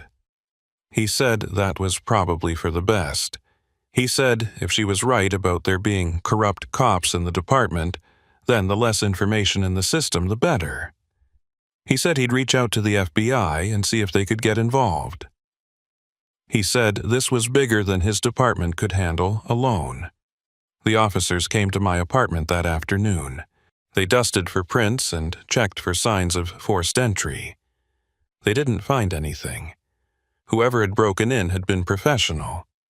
They'd picked the lock without leaving any marks, and they'd known exactly what they were looking for. One of the officers told me I should consider installing a security system. I told him I would. After they left, I packed a bag and checked into a cheap motel on the edge of town. I didn't want to stay in my apartment knowing someone had been inside, knowing they could come back any time they wanted. I spent 3 days in that motel room, barely leaving except to get food. I kept my phone charged and close by waiting for Detective Lowell Creed to call with an update. But the call never came. On the 4th day, I decided I couldn't hide anymore. I needed to get back to work. I needed to keep moving. Sitting in that motel room was driving me crazy. I checked out and drove to the company yard. I was hoping my dispatcher would have a load for me, something that would take me far away from San Diego for a while. He did. It was a run up to Sacramento with a delivery scheduled in 2 days. I loaded up and hit the road. As I drove north, I kept checking my mirrors for any sign of that dark sedan, but I didn't see it. The farther I got from San Diego, the safer I felt. By the time I crossed into Central California, I'd almost convinced myself that the worst was over. That whoever had broken into my apartment had gotten what they wanted and would leave me alone now. I was wrong. I stopped at a truck stop outside of Bakersfield to grab dinner and fuel up. The place was busy with dozens of semis parked in the lot and drivers coming and going. I went inside and ordered a burger and fries. While I was waiting for my food, I saw her, Inez Marrow. She was sitting in a booth in the back corner of the restaurant with her head down and a baseball cap pulled low over her face. She was alone. I almost didn't recognize her, but something about the way she sat, hunched over like she was trying to make herself invisible, gave her away. I picked up my food and walked over to her booth. I sat down across from her and she looked up, startled. When she saw it was me, her expression changed from fear to something like relief. She asked me what I was doing here, and I told her I was just passing through. I asked her if she was okay, and she shook her head. She said they'd found her. She said she'd been staying at a friend's place in Los Angeles, but someone had shown up looking for her. She said she'd barely escaped. She said she'd been on the run ever since.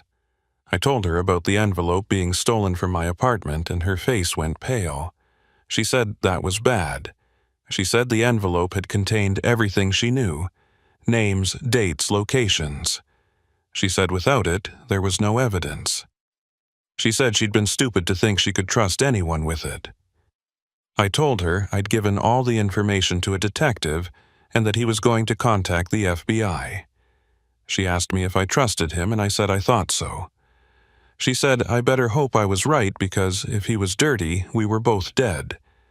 I asked her what she was going to do now, and she said she didn't know. She said she was out of options. She couldn't go to Mexico because they'd find her there. She couldn't stay in California for the same reason. She said she'd been thinking about going east, maybe to Texas or Arizona. Somewhere she could disappear. I asked her if she needed money, and she said she had a little. She said what she really needed was time. Time to figure out her next move. Time to put enough distance between herself and the people looking for her. I made a decision then that I've regretted ever since. I told her I could help her. I told her I was driving up to Sacramento and that I could take her with me. I said from there she could catch a bus east and get as far away as she needed. She looked at me with tears in her eyes and said she couldn't ask me to do that. I told her she wasn't asking, I was offering. She hesitated, and then she nodded. She said she'd accept my help, but only if I promised to be careful. She said these people were dangerous and they wouldn't hesitate to hurt anyone who got in their way. We left the truck stop together. She climbed into my cab and I pulled back onto the highway. For the first hour, neither of us spoke. She sat in the passenger seat with her arms wrapped around herself, staring out the window.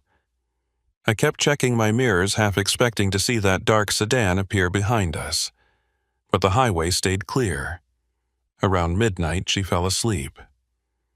I kept driving, pushing through my exhaustion and focusing on the road ahead. I wanted to get her to Sacramento as quickly as possible so she could get on that bus and disappear. We were about 50 miles outside of Sacramento when I saw headlights approaching fast in my mirror. It was a car, and it was closing the distance between us quickly. My heart started pounding, and I felt that familiar sense of dread wash over me. I glanced at Inez Marrow, but she was still asleep. The car pulled up alongside me, and I looked over. It was a dark sedan with tinted windows. The passenger window rolled down, and I saw a man looking at me.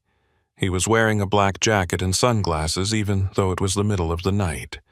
He made a gesture with his hand, pointing toward the shoulder. He wanted me to pull over. I didn't pull over. I sped up, trying to put distance between us. The sedan matched my speed easily. The man in the passenger seat pulled out a gun and pointed it at me. I saw the flash from the muzzle before I heard the gunshot. My driver's side mirror exploded in a shower of glass and plastic. Inez Marrow woke up screaming. I told her to get down and she dropped to the floor of the cab. I pushed the truck as fast as it would go, but it was no use. The sedan was faster and more maneuverable. The sedan pulled ahead of me and then cut in front of me, forcing me to brake hard. The trailer jackknifed and I fought to keep control of the truck. We skidded across both lanes and onto the shoulder. I brought the truck to a stop and sat there with my hand shaking on the wheel. The sedan had stopped about 50 yards ahead. The doors opened and 2 men got out. They were both wearing dark clothing and both carrying guns. They started walking toward my truck. I looked at Inez Marrow and told her to run. She shook her head and said she couldn't leave me. I told her she had to, that this was her only chance. She looked at me for a long moment, and then she nodded. She opened the passenger door and jumped down. I watched her run into the darkness off the side of the highway. The 2 men saw her, and one of them started to follow, but the other one kept coming toward me. He reached my truck and climbed up onto the running board. He pointed his gun at me through the window and told me to open the door. I did. He grabbed me by the shirt and pulled me out of the cab. I hit the ground hard and felt something in my ribs crack. He stood over me with the gun pointed at my head. He asked me where the woman was going, and I told him I didn't know. He hit me across the face with the gun, and pain exploded through my skull. He asked me again, and I gave him the same answer.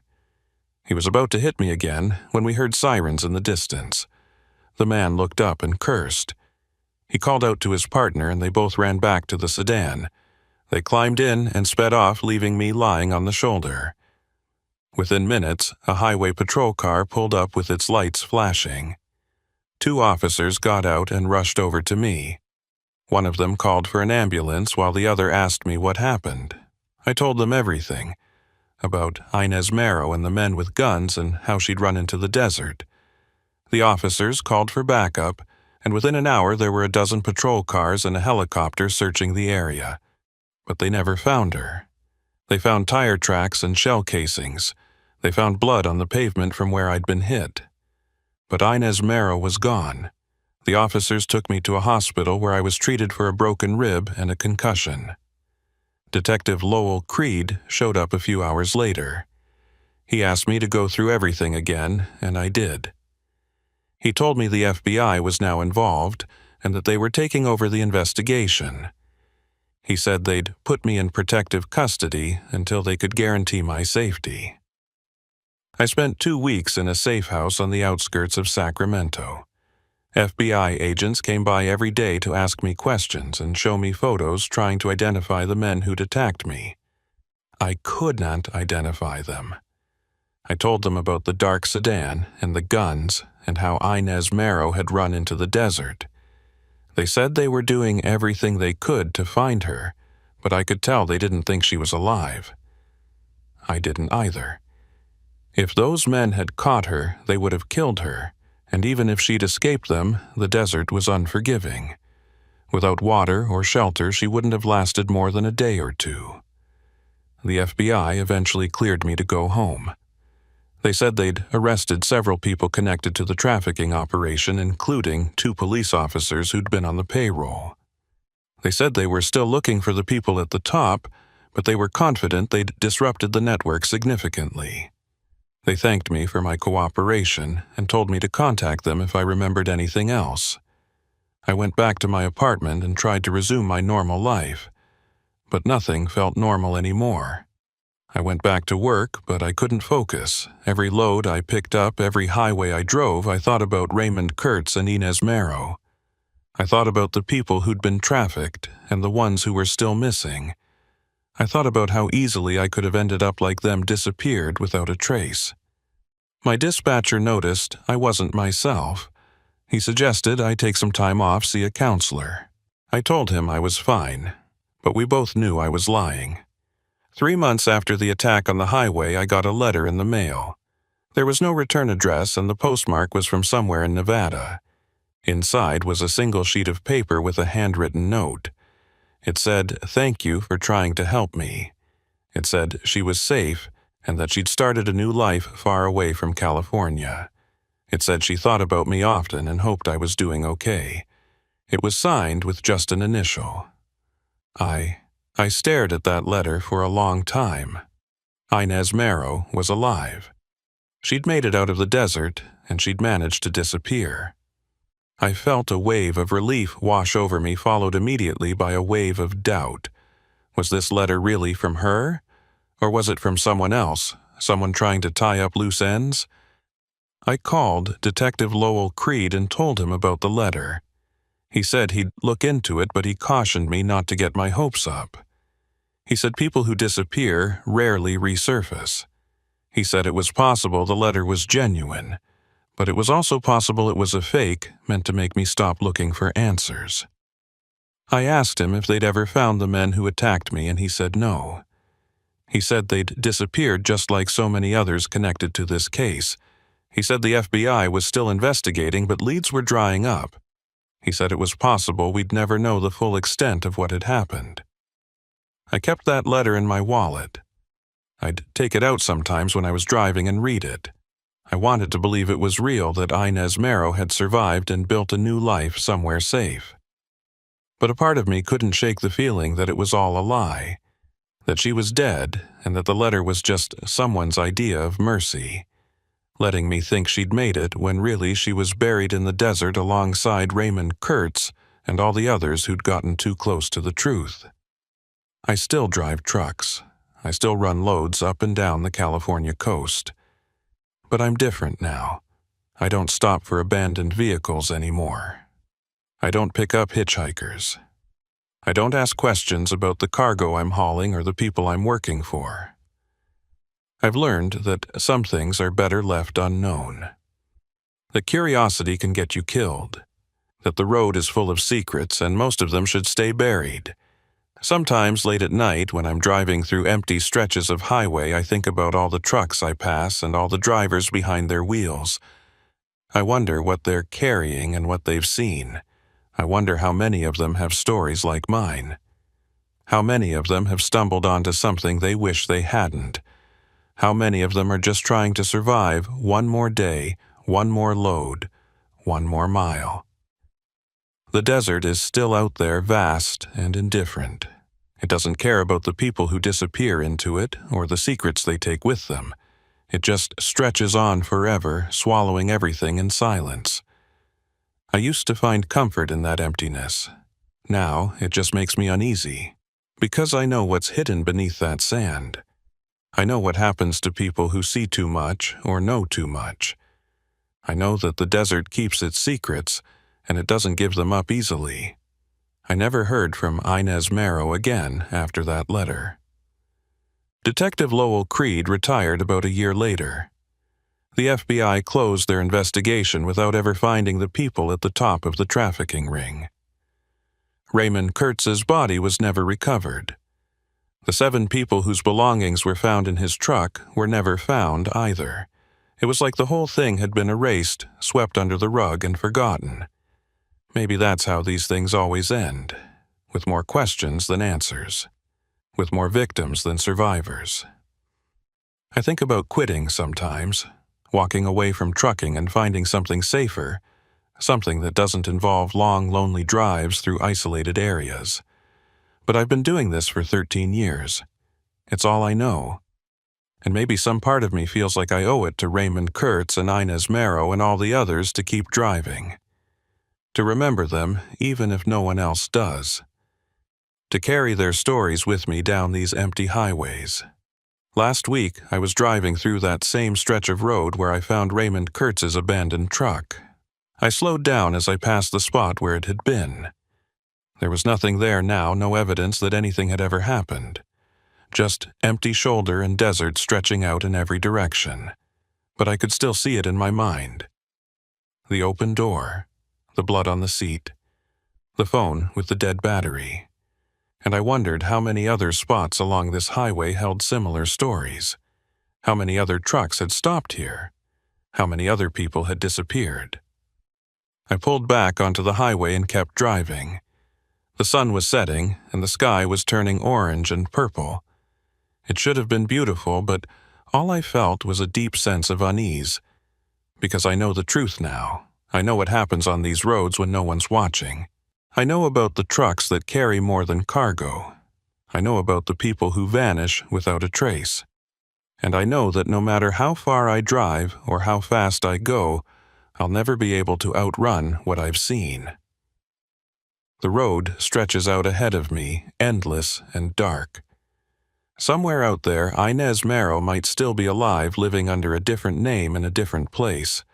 Or she might be dead, buried in the desert with Raymond Kurtz and all the others. I'll probably never know for sure. And maybe that's the worst part of all, not knowing, living with the uncertainty. Wondering if that letter was real, or if it was just one more lie in a story full of them. But I keep driving, because that's what truckers do. We keep moving forward no matter what. We carry our loads, and our secrets, and our ghosts. We travel these highways alone, watching the miles disappear beneath our wheels. And we try not to think too hard about what might be waiting for us around the next curve, or over the next hill. Because once you start thinking about it, once you start asking questions, you realize how thin the line is between the road and the abyss, and how easy it is to cross from one to the other without even realizing it until it's too late. I still have that letter in my wallet. I don't know if I'll ever find out if it was real, but I keep it anyway. Because it's all I have left of Inez Marrow and the brief time she was part of my life. It's proof that she existed, that her story mattered, even if no one else remembers, even if the world has moved on and forgotten. I'll remember, and I'll keep driving these roads carrying her memory with me, until the day I can't drive anymore, until the road finally claims me too.